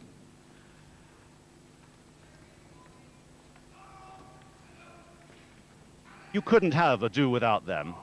They'd have been absolutely familiar in medieval times, bearing the royal emblem. They were a sort of medieval foreign office carrying messages on the monarch's behalf between opposing armies.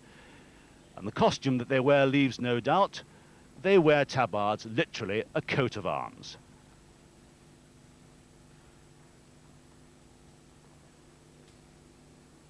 And the yeoman usher of the Black Rod now escorts in members of the royal family. The Duke and Duchess of Gloucester, wearing the Order of the Grand Cross of the Victorian Order, and Her Royal Highness Princess Margaret, wearing the same order and the Royal Victoria chain.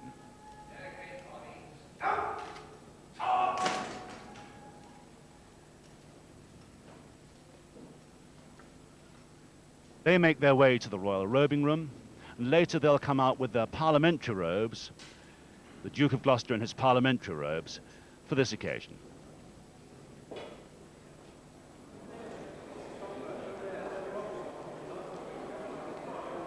So there's a scene of deliberately normal activity here today. This is the lobby of the Commons, literally where lobby correspondents, when Parliament sit, can meet them and have privileged, unattributed conversations with MPs on so-called lobby terms. An opportunity, if you like, to practice an ancient form of what we now choose to call spinning. One MP, by the way, that you won't see here is Derek Conway, the member for Shrewsbury, because the 3rd most senior government whip in the Commons and the Vice-Chamberlain of the household, that's a royal job. He has to stand hostage for the monarch at Buckingham Palace while she comes to Westminster until she's safely returned, an echo of the days when Parliament opposed the King and finally fought him in a civil war and had him put to death. Just to be on the safe side, the 3rd government whip is courteously but firmly guarded by an equerry in Buckingham Palace with a sword until they're sure it's all over and the Queen's back.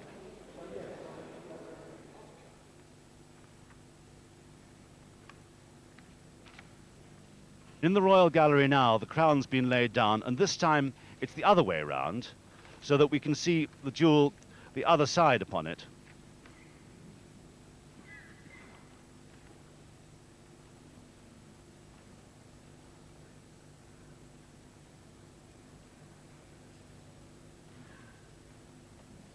Those who get seats here in the Royal Gallery are guests of MPs, of peers, of members of the royal family.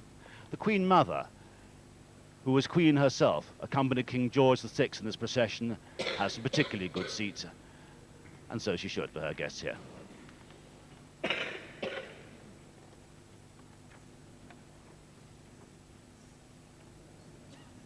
And the Earl Marshal and the Lord Great Chamberlain, great officers of state whom you've already seen there, have their guests here as well.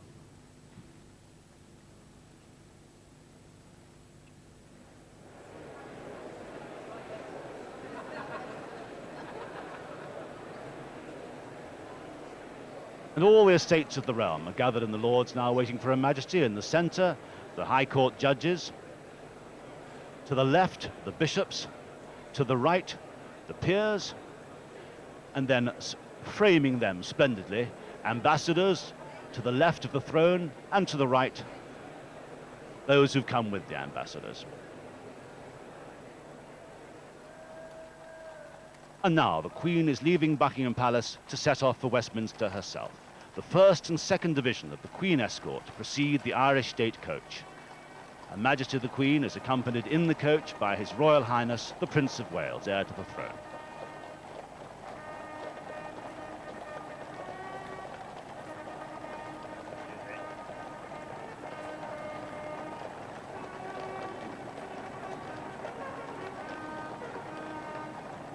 They leave Buckingham Palace, London home of the royal family since Queen Victoria moved here in 1837.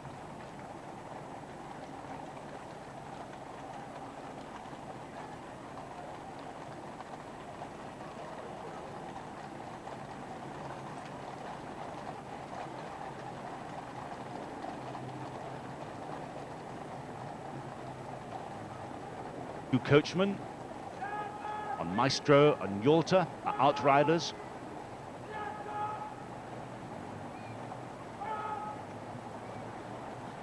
And here is the Irish State Coach, and upon it, Colin Henderson, head coachman in charge.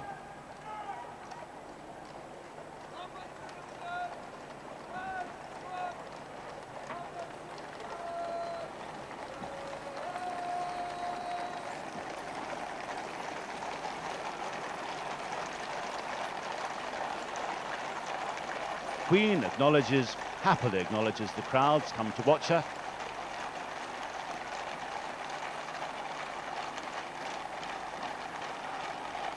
Just sat next to her, the Prince of Wales.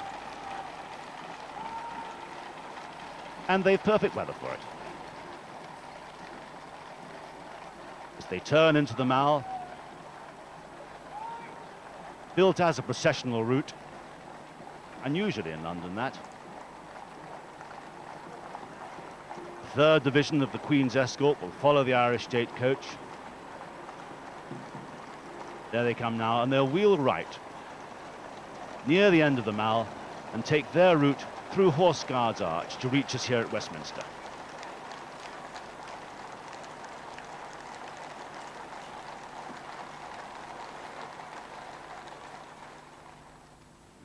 The Lord Great Chamberlain inside the Royal Gallery, now that the Queen is coming closer, will take the crown and take it to the Royal Robing Room. When the Queen arrives, she'll put on her robes and her train, be helped by her pages for that, 2 yeomen form escort, and then she'll put on the imperial state crown. She's presently wearing a diadem for the ride from Buckingham Palace to Westminster, where we are.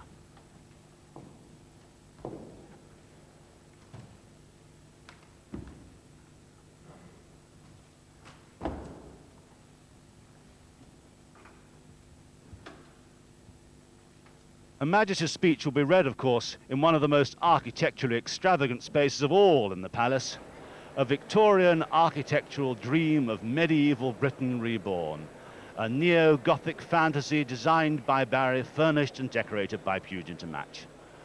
Most of the previous palace was burned down in 1834. The splendid place was put in its place. This is the cloth of estate, to which peers bow on ordinary days when they enter the chamber. Today, of course, they'll rise for the royal family and for the Queen herself.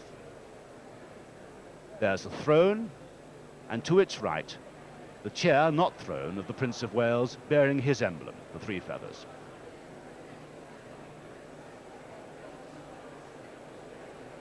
And this now is something like the view that plain Mr. Major and Mr. Blair will have later, when they come to stand at the back of the Lords to hear the speech, behind the bar of the House, as it's described. They're specially given the opportunity to squash right at the back.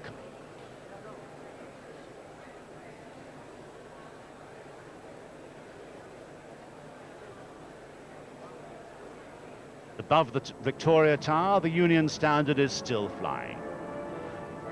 But when the Queen arrives and her coach passes through the arch below, that moment that her foot touches the ground, a cue will be given and the Royal Standard will be broken out instead.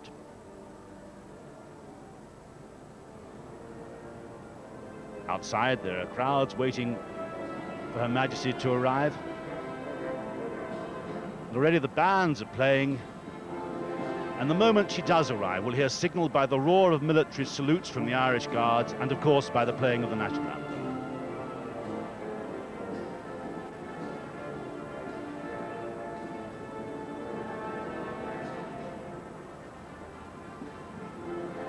Everyone's getting themselves into their final places ready for arrival, and that means one more preparatory procession through the Royal Gallery, the Lord Chancellor's procession.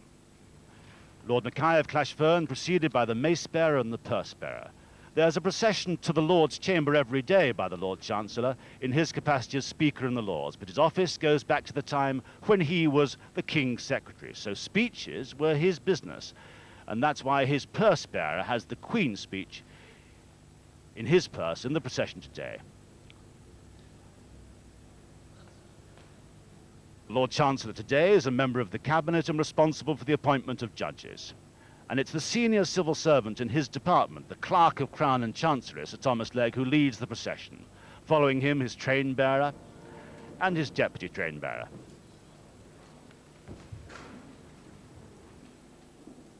So the purse containing the speech itself is handed to the Lord Chancellor,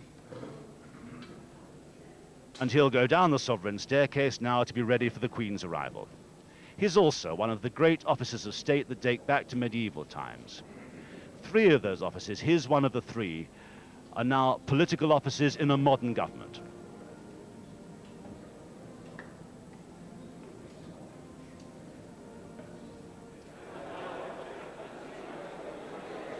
Well, the Commons make a great show on this day of treating it like an ordinary day. Of course, it is an extraordinary day because for them this Queen's speech is more important than most. It'll decide for some of them whether they'll be back in the Commons at all after the general election that follows it. Either side of the arch there you can see the statues of Winston Churchill and of Lloyd George. It's meant to be lucky to rub the foot of Winston Churchill or Lloyd George as you go into the chamber. The chamber's had quite a battering in its time. You can see the bottom of the arches there, the damage sustained by the arches when in May 1940 the Chamber of the Commons was destroyed by fire bombs. They've deliberately left those arches there unrestored. And you can see how cross Winston Churchill looks about the whole thing. It was to his orders, of course, that the chamber was rebuilt in its original form and not significantly altered.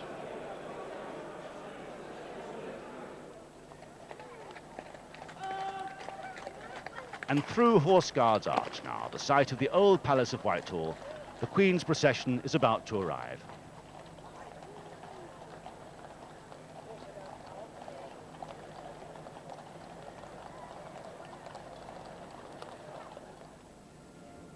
Now in their parliamentary robes, through the Royal Gallery, the Duke and Duchess of Gloucester and Princess Margaret are escorted by the Yeoman Usher. He's the second in command, the Gentleman Usher of the Black Rod, who will later have the task of telling the Commons it's time to hear the speech.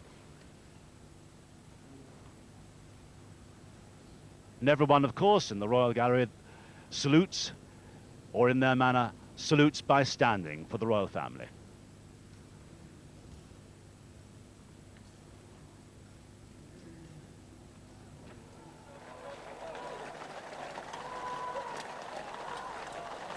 Queen arrives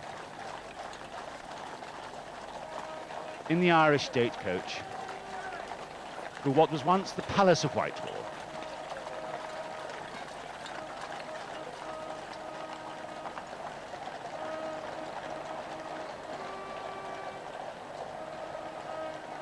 They wheel right now into Whitehall. First and second division of the Sovereign's escort right ahead.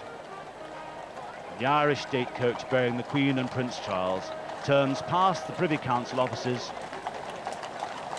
into Whitehall, heading past the Cabinet Office towards Parliament. Inside the Lords, the peers rise as the royal family approaches. Judges bow,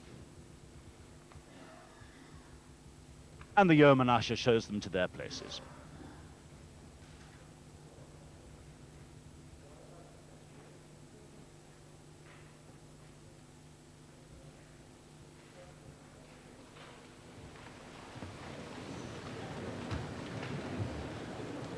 Just in front of the royal party there you saw Ivor Richards, leader of the Labour peers in the Lords.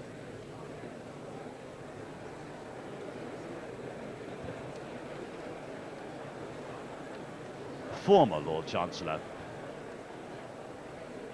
Lord Hailsham is amongst the group there.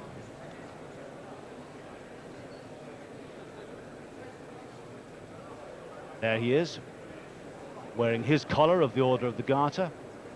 Next to him, Lord Boston, the chair of committees in the House of Lords. Lord Graham, who's leader of the opposition chief whip in the Lords. There's Jack, now Lord Wetherell, who was Speaker of the Commons. And Lord Jenkins, looking pretty regal himself, leader of the Liberal Democrats. Ivor Richards, leader of the Labour peers. The Duke of Fife, and the Duke of Gloucester. And there in the back of the peers is Lord Winston, who was in the news recently because of his involvement in the recent legal case over the widow who wished to bear a child by the sperm of her late husband. He may be moving a private member's bill later to change the law in that respect.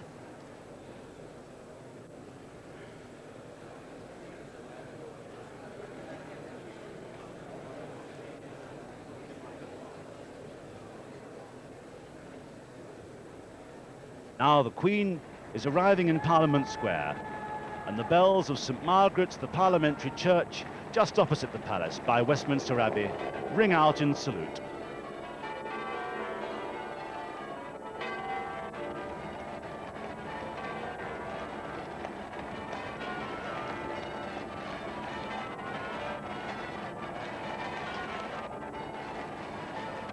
What a sight! What a show! All the Queen's horses and all the Queen's men arrive at Westminster.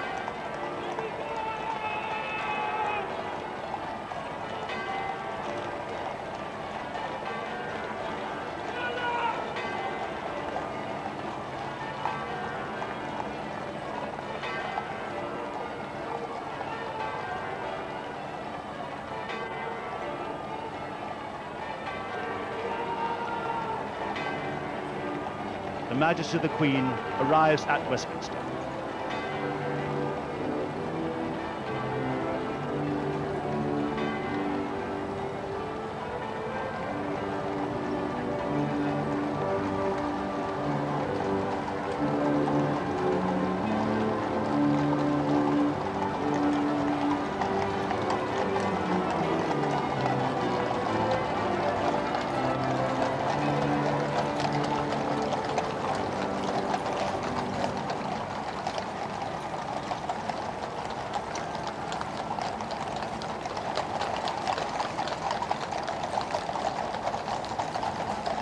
National anthem was played. Now her coach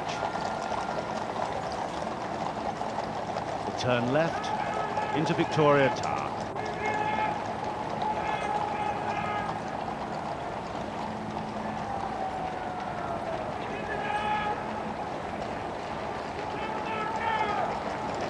Followed by other members of the royal household. And there it comes. As the Crown did before preceding it, now the monarch arrives.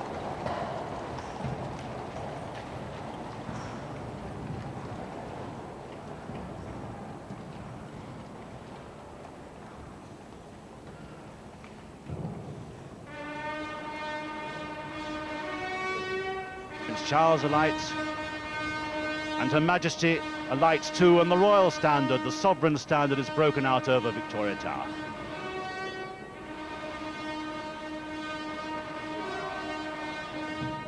The Lord Great Chamberlain has come to meet the Queen and Prince Charles, and so has the Earl Marshal.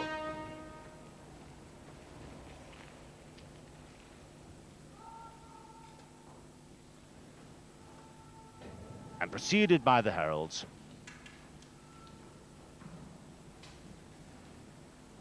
the Queen and her heir come up the sovereign staircase. Two sergeants-at-arms bear maces.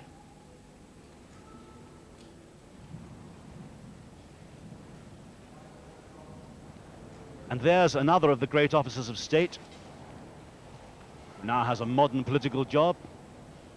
Lord President of the Council, Leader of the Commons, Tony Newton, next to the Lord Chancellor, Lord Mackay of Clashfern. And there's Gentleman Usher of the Black Rod himself.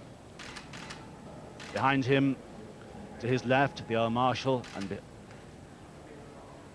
Lord Great Chamberlain.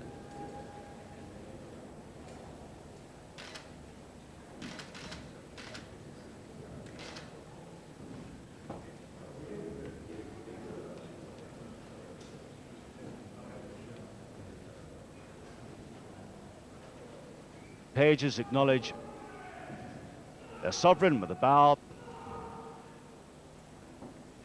The ladies in waiting follow her into the royal robing room. It's when she comes out of that room into the royal gallery that the procession itself, which everyone has come to see, will be taking place.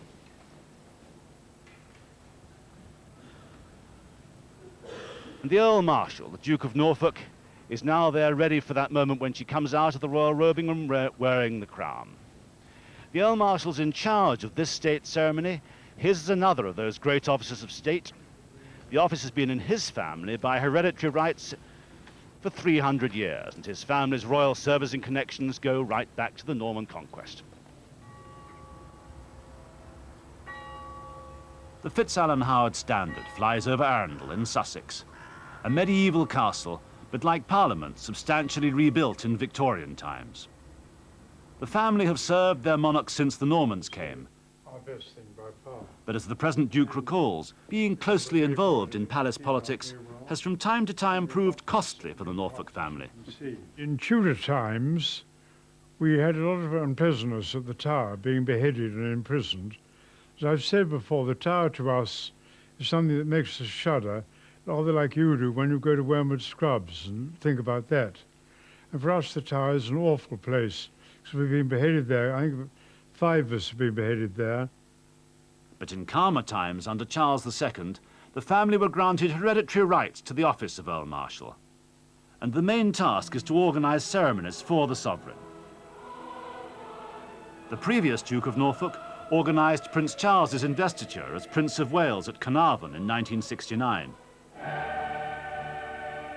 And in 1953, he had arranged the coronation of Queen Elizabeth II.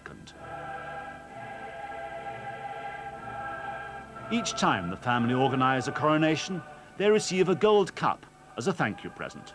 These are the cups that are given by the monarch to the Earl Marshal at each coronation. And as you see, they're very lovely. And this collection does not go back before the Cromwellian Revolution. And we're proud to think we melted down our silver, like other royalist families, to help King Charles I. We gave one each coronation. One pure gold pot. Well, we want one pure gold cup. Oh, so it isn't all In done. actual fact, the last lot were only silver gilt. The Norfolks kept their Catholic faith through the Reformation. They've died for it. The Duke would like to see the last remaining constitutional bar on Catholics removed, to allow a Catholic sovereign. The Act of Succession ought to be modernised, and I often say to people, remember that the Queen is Queen of Australia, Queen of Canada, Queen of many other places. Australia is 35% Catholic. Because the Norfolks were Catholics, the Earl Marshal's job frequently had to be carried out by a Protestant deputy until the Act of Emancipation in 1824. And that act also allowed the Norfolk family to take their own seat in the Lords. New ducal robes with their 4 ermine bands were purchased for the occasion, and the robes are still in use today, 172 years later. These robes are quite famous in some ways. They belong to the 12th Duke, who wore them in 1824. How do you feel wearing things that date back Well, like there are that? many things in the House of Lords that are pretty old, I can tell you. Peeking through the robes, that's not the robe at all, is it? You're quite right. I mean, the robe's very rather like a toga, and your arms and neck stick out. And underneath the robes, this toga, I've got the great officer of state, Earl Marshal's coatee. It does seem an awful pity to cover it up. Well, if you're going to wear your parliamentary robes, that's what happens. Since the creation of the title, the Dukes of Norfolk have held some of the highest offices in court and government. And as the Premier Dukes of England, their voice in Parliament has been guaranteed by hereditary right. But the Lords are facing possible reform. These rights are under threat. The House of Lords keeps on being changed, doesn't it? They've had life peers, they've had absorbed the Scottish peers, they've got the bishops, they haven't got the Catholic bishops, they did once have the abbots and so on, and it's an evolving thing. And I think the House of Lords is likely to be reformed, but whether people will get down to it, I don't know. It does an extremely good job at the moment. Whatever happens, the Duke of Norfolk looks forward to wielding his Earl Marshal's baton at the next state opening after the election. The FitzAlan-Howard family have survived plots, suffered execution, and served their sovereign for 700 years, not out. And there is the Earl Marshal in his toga, as he splendidly called it, waiting for the moment when the Queen's ready and the royal fanfare will announce her procession through the royal gallery. A man who seems to embody the hereditary principle. But Labour says it'll reform the Lords if it wins. Even the palace has been talking about reform of the monarchy. Constitutional change is in the air. Well, we've just a few minutes now to discuss these questions, and so with me now is Vernon Bogdanor, who is the Professor of Government at Oxford University. Professor Bogdanor, once upon a time, the political classes used to argue about the economy. That was what elections were about. But the Constitution was a given. It was never argued about. That's absolutely right. In the immediate post-war period, in the 1950s and 60s, the parties were divided about the economy and society. They agreed about the Constitution. Everyone agreed about the Constitution. The Westminster model was admired throughout the world. Now the parties, I think, are much closer on matters of economy and society, but you could argue the main division between them in the general election campaign will be on the Constitution. Now, it's right in the front of Labour's offer in the election, but Labour says it would be a democratic gain reforming the Lords. But Labour has a two-stage plan for reform of the Lords, doesn't it? Supposing it only goes the one stage, we as journalists always cynically assume you might only get the one step. Would it be a democratic gain in that case? There are two stages. The first stage would be to remove the right of hereditary peers, who are about 2/3 of the House of Lords, to remove their right to vote. Now, when that happens, the only people who have the right to vote are the life peers, that is, the nominated members who constitute 1/3 of the membership. Now, you can argue it either way. You can say the life peers make it a quango. You can say the House of Lords would then become the largest quango in the country. On the other hand, Labour Party people would say, well, at least we remove the shocking Conservative majority amongst the hereditary peers. We give the Labour Party a much better chance to get its legislation through, and that is a democratic gain. So you can argue it either way, and it will be argued in that way, no doubt, during the election campaign. The leader of the Conservative peers, Lord Cranborne, who we'll actually later see in the procession, he's written a coded piece implying that the answer might be to go the whole hog. He hasn't quite said it out loud, but he seems to be hinting at it, and to propose an elected upper house. Now, the Lib Dems favour that. If they did that, then the Lords would become seriously important. In the 1970s, a number of Conservative peers, Lord Hume, Lord Hailsham, Lord Carrington, all favoured an elected House of Lords. And if the Labour Party's reform came through, if you just had the nominated peers, some might say that's indefensible. Let's go the whole hog and have an elected House. Now, if you had an elected House, that would be much more powerful than the present House. It would insist on asserting its powers. That could be very damaging to a government, whether of the left or the right. Nice echo, though, of Victorian parliamentary times, that it may be the Conservatives who propose a dramatic extension of, quotes, democracy for tactical reasons, just as they did in the reform bills. You could argue that an elected House of Lords would be much more damaging to a government of the left, which seeks to change things, than to a government of the right, which seeks to preserve the status quo. Now the keystone of the arch question. If the hereditary rights of the Lords are significantly reformed, can that leave the monarchy untouched? Is the hereditary principle in the Lords the outer line of defence of the monarchy? I don't believe reform of the Lords would affect the monarchy.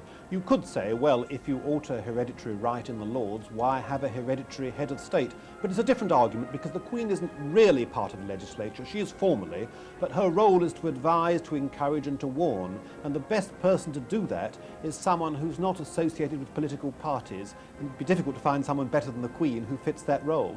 What is the palace talking about itself? It's discussing these questions too. What's on its agenda? The reforms being discussed in the palace, in my view, are concerned with removing some of the archaic legislation connected with the monarchy. The Duke of Norfolk was talking about the prohibition upon a Catholic inheriting the throne. You may say that's a 17th century idea which has no relevance to the 20th century. There are all sorts of other things, such as whether females should be able to inherit on the same basis as males. I think most people would say in this day of equal opportunity they should be able to inherit on the same basis as males. What is not being discussed is any basic change in the working of constitutional monarchy. That is not, I think, on the agenda. So the Lords may be reformed, even the monarchy may reform itself, And the Commons, meanwhile, goes on unchanged? Well, indeed, we've seen from these discussions about sleaze how resistant the Commons is to any reform or regulation outside itself. But you're absolutely right, this will put the spotlight on the Commons, and people will ask, how efficient is the Commons? Now, of course, the Labour Party is proposing a referendum on how we elect the Commons, on electoral reform. And if that went through, if we did change the method of electing the Commons, that could make very radical alterations in the way the Commons works as well. But you said that the Constitution has been off the agenda for years. We heard the Earl Marshal saying that he could afford to. He'd seen all these reforms coming and going. Do you think this time it's for real? If the Labour Party wins the general election, we'll see the most important period of constitutional reform since before the First World War. It'll be very difficult for the Labour Party to evade these fundamental commitments it's made. Will that clog up, then, if there is a Labour government, its first term in Parliament? Constitutional reform takes up a lot of parliamentary time. Constitutional bills by convention have to be taken on the floor of the House of Commons. They can't be taken in committee. And that means the majority of the first session, at least, will be taken up with constitutional legislation. Now, you may argue that most people who propose to vote Labour do so not because they want to reform the Constitution, but because they want to improve the health service, the education system, and so on. So that is a problem for the Labour Party, I believe. And now we can see in Parliament itself that the Lord Great Chamberlain has come out of the Royal Robing Room bearing his stick of office, and that signifies that in a moment, his wand, in a moment we'll hear the fanfare for the arrival of the Queen herself in the Royal Gallery.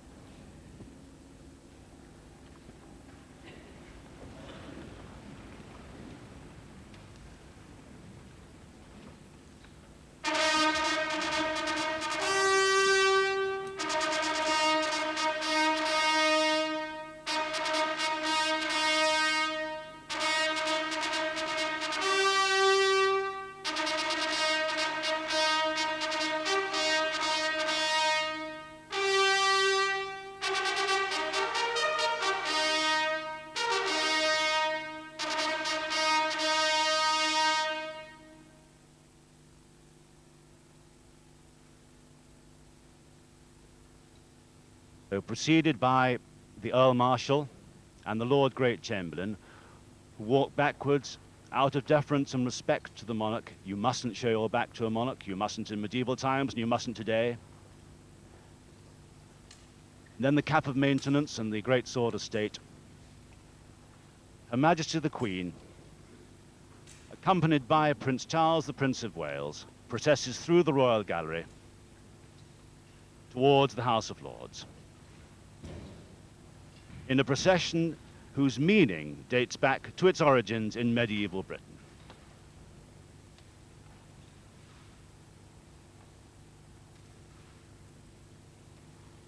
Four pages follow, bearing the train.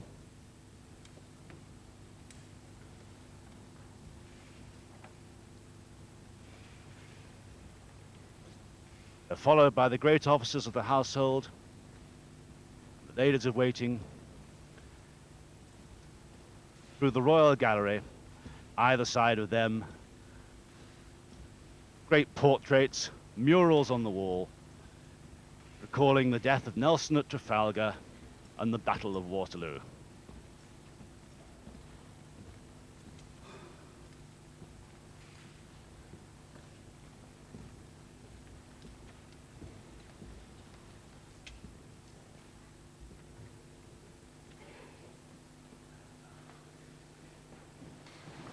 The peers rise to the arrival of the sovereign.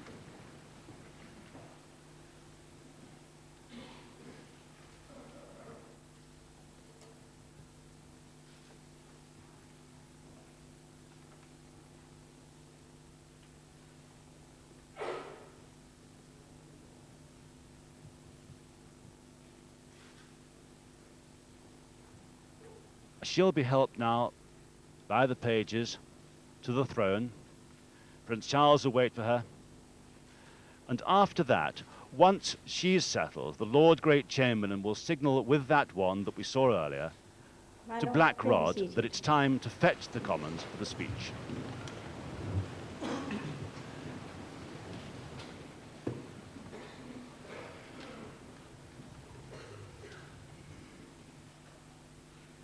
That was the cue.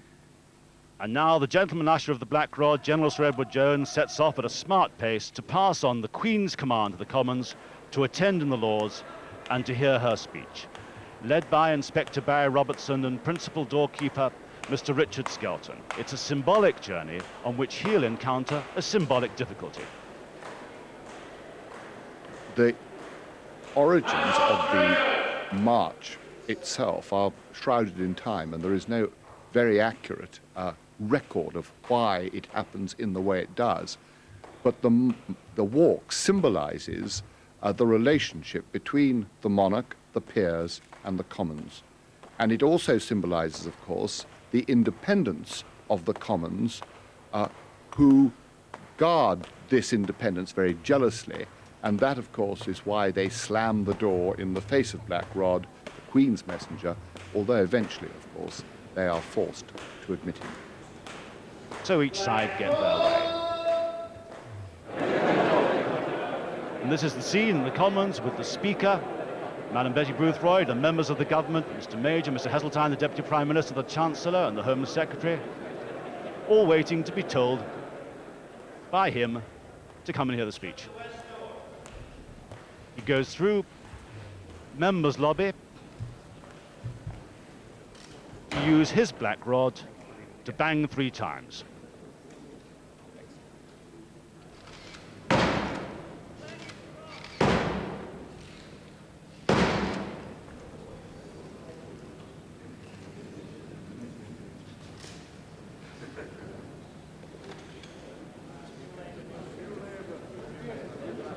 So both sides have had their way in that bargain. They've closed the door, but they've let him in.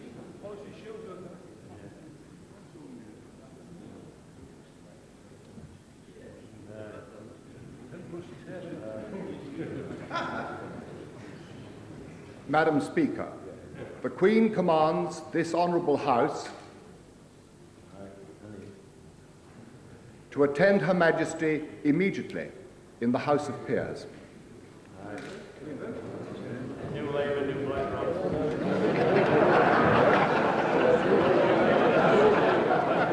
An order is an order, and Madam Speaker sets off to begin the procession back towards the Lords.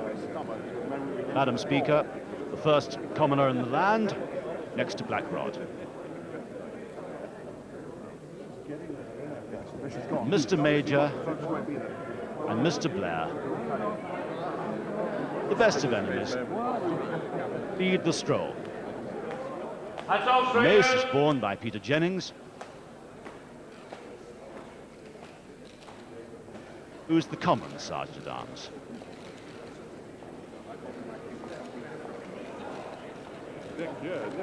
And this is the extraordinary sight of the Commons streaming out, government benches one side, opposition the other, and those on the opposition benches dearly wish all the positions were reversed and that they were on the government benches instead.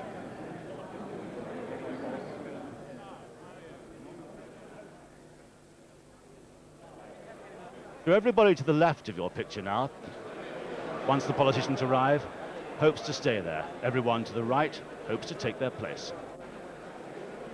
Mr. Heseltine, the Deputy Prime Minister, next to Mr. Prescott.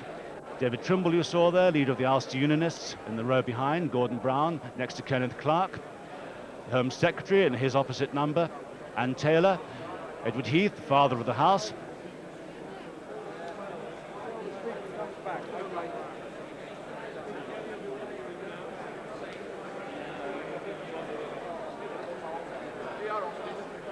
And the backbenchers flow out. Of course, there aren't any space for all of them in the Lords. There aren't, for that matter, in the Chamber of the Commons. But the arrangement in the Lords is as unhelpful as it could possibly be, because they all have to cram into the back space at the bar of the House, which is made a little smaller for the occasion. The overflow go upstairs. But the peers sit on the Commons stand. Bow to their sovereign.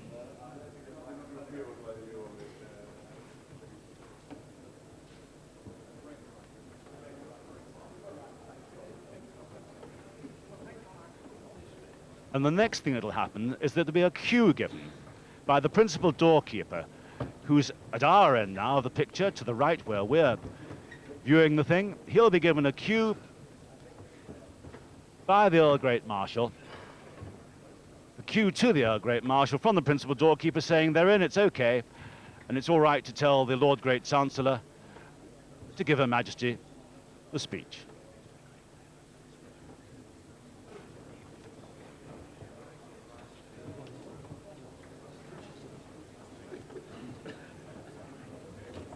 The Earl Marshal waiting for the cue, the Lord Chancellor on his paces, and still they're flowing in. The Prime Minister and the leader of Her Majesty's loyal opposition.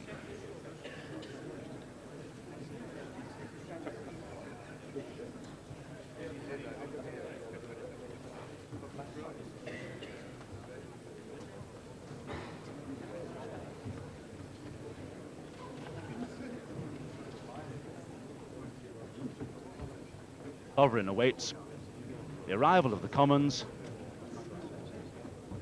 Once the cue is given, she'll read the Queen's speech, which the Prime Minister wrote for her.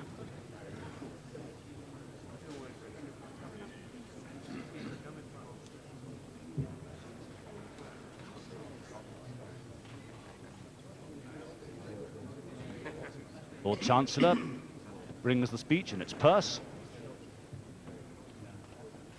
Lord Mackay of Clashfern.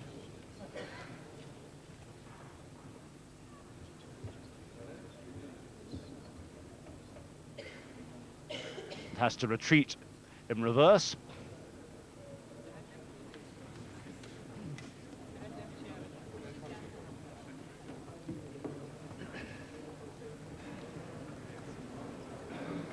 My Lords and members of the House of Commons, the Duke of Edinburgh and I look forward to receiving the state visits of His Excellency the President of Israel in February and of the President of Brazil in December next year.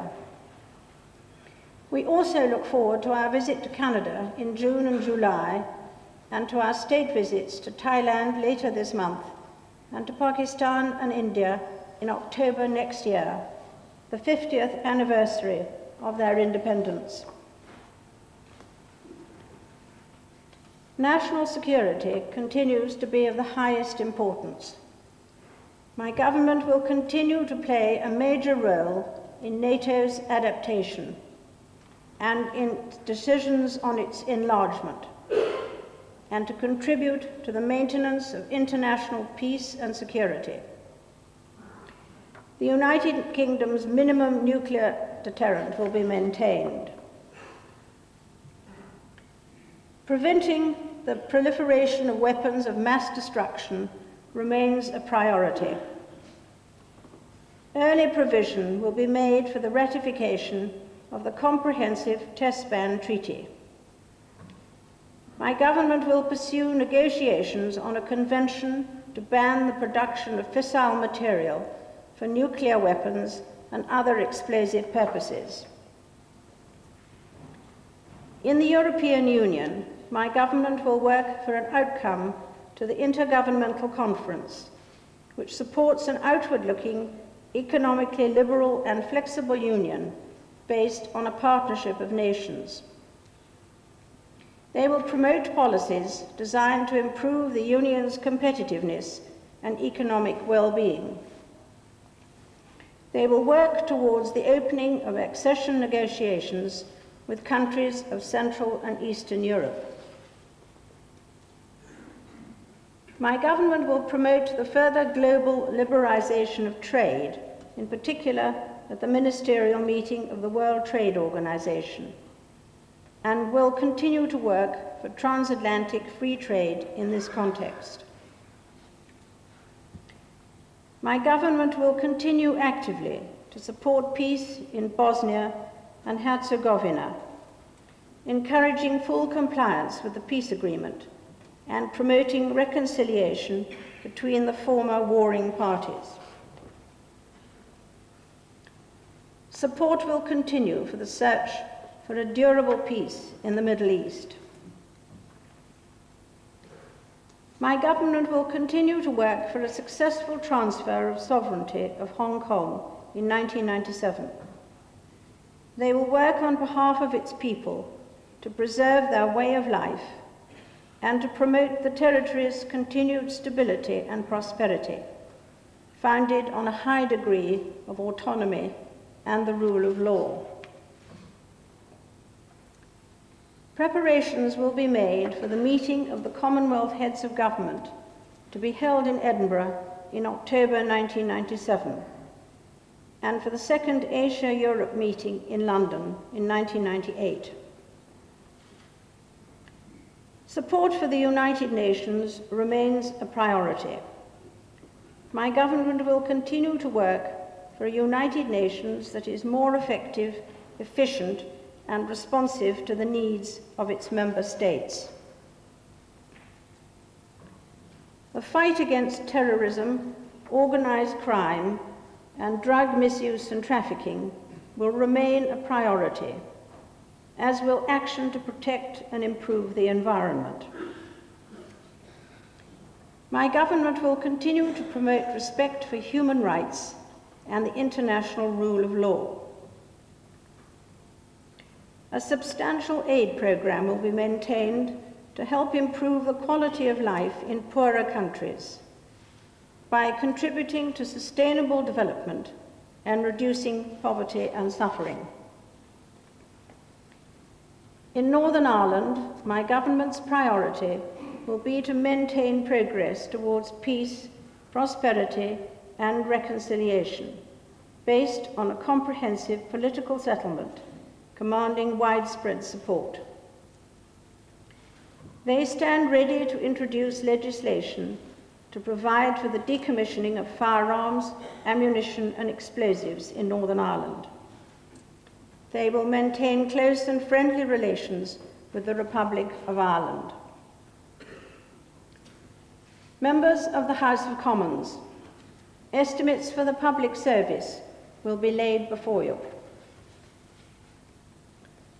My Lords and members of the House of Commons, my government will continue with firm financial policies designed to support sustained economic growth and rising prosperity while maintaining low inflation.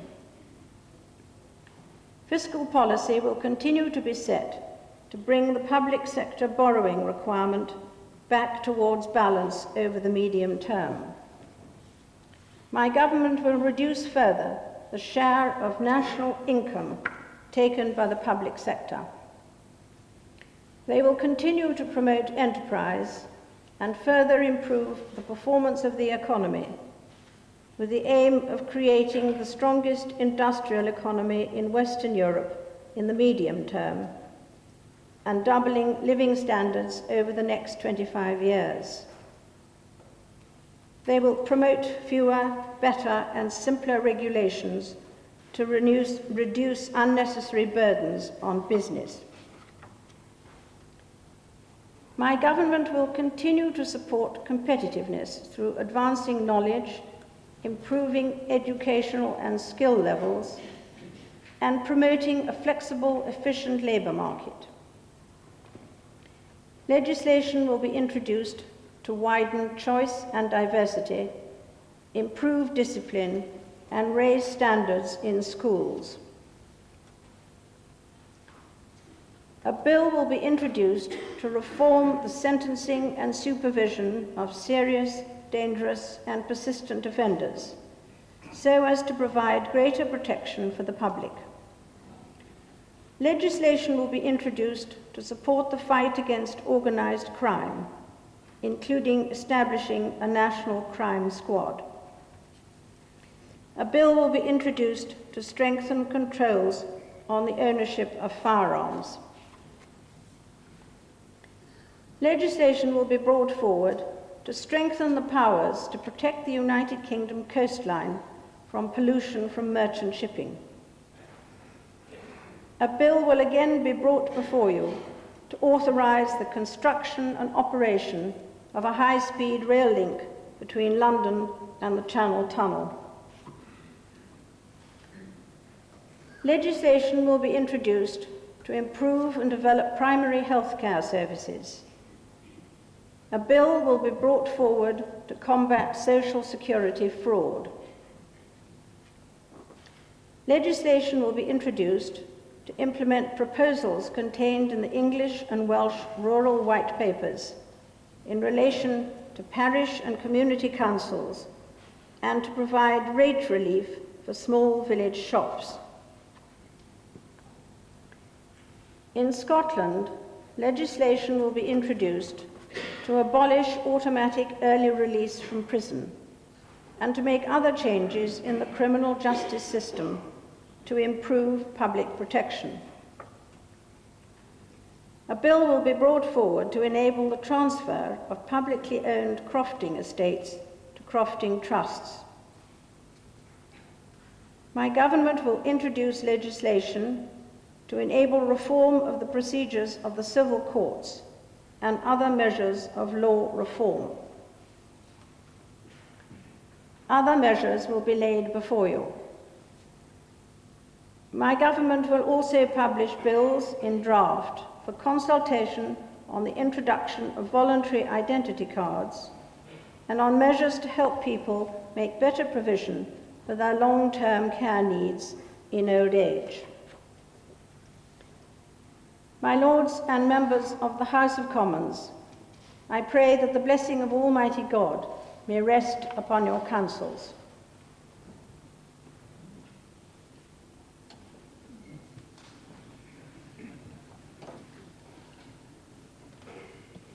The Queen's speech concluded, the Lord Chancellor goes to recover it.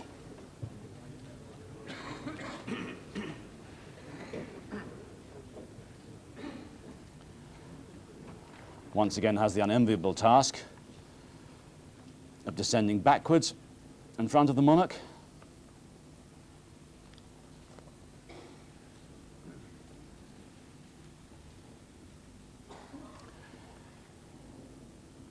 And the page has come to help Her Majesty as she prepares to leave the chamber.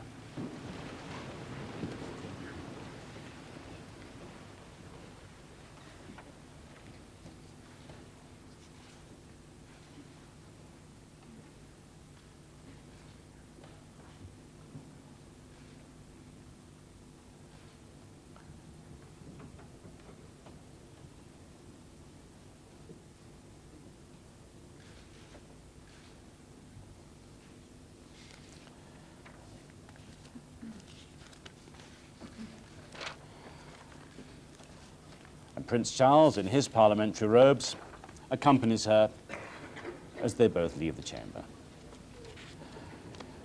And at the other end, the Speaker and members of the Commons, led there by the chaplain you saw begin to leave the Commons, the Foreign Secretary you saw there, and the Chancellor and the Home Secretary, waiting to go back to business.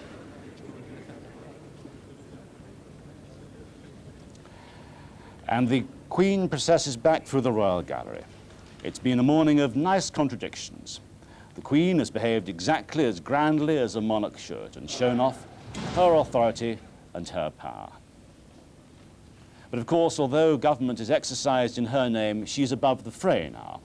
She's read a political speech which was designed with a popular election in mind, in which she has no say. In front of her now, the sword of state is borne by Marshal of the Royal Air Force, Lord Craig of Radley, and the cap of maintenance by Viscount Cranborne, Lord Cranborne, who's leader of the Conservative peers in the Lords. He is one of the great offices of state which have continued with a political meaning into present-day times.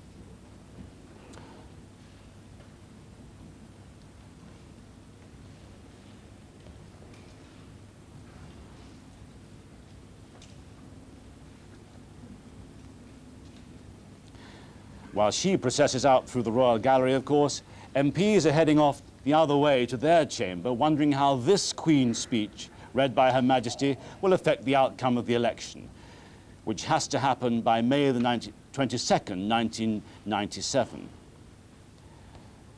And only the Queen can summon and dissolve parliaments. Constitutionally, it'll be the Prime Minister requesting a dissolution of Parliament.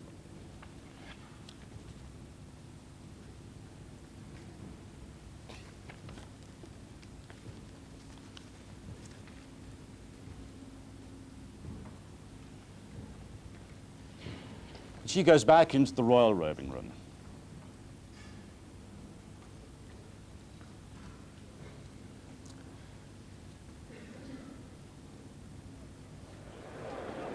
So, well, when will Mr. Major name the day? Now we've had the politics, we've had the speech. We've been told that legislation will be introduced to widen choice and diversity, improve discipline, raise standards in schools. A national crime squad has been promised, a bill to strengthen controls on the ownership of firearms, legislation to develop primary health care services. Well, as the mace is returned to its position in the House of Commons and they prepare for business with the formal, full-dress debate on the Queen's speech this afternoon, we've got a little curtain raiser for you now. Stephen Dorrell, the Health Secretary, is with us. Jack Straw, Labour Shadow Home Secretary, and Mingus Campbell from the Liberal Democrats. May I ask you, first of all, Mr. Dorrell, do you think, and in what respects, what difference this Queen's speech will make to the election result? Well, I think what this Queen's speech does is to set out a number of concrete proposals designed to enlarge the opportunity that individuals have in our society. Picking up the theme from our party conference, what we're seeking to do is to extend opportunity for all. And the ones that I pick on in particular, the education bill, enlarging the scope of the parents' right to choose what type of school their children go to, as well as which individual school. In my own field, the development of primary health care, and the package of measures that the Home Secretary is promising to clamp down further on lawbreakers in order to give individuals the right to live in a law-abiding society. Same question to you, Jack Straw. What difference do you think this Queen's speech will make to the election result? I think it makes the defeat of this miserable government even more likely than it's been before. The public will see that it's a threadbare,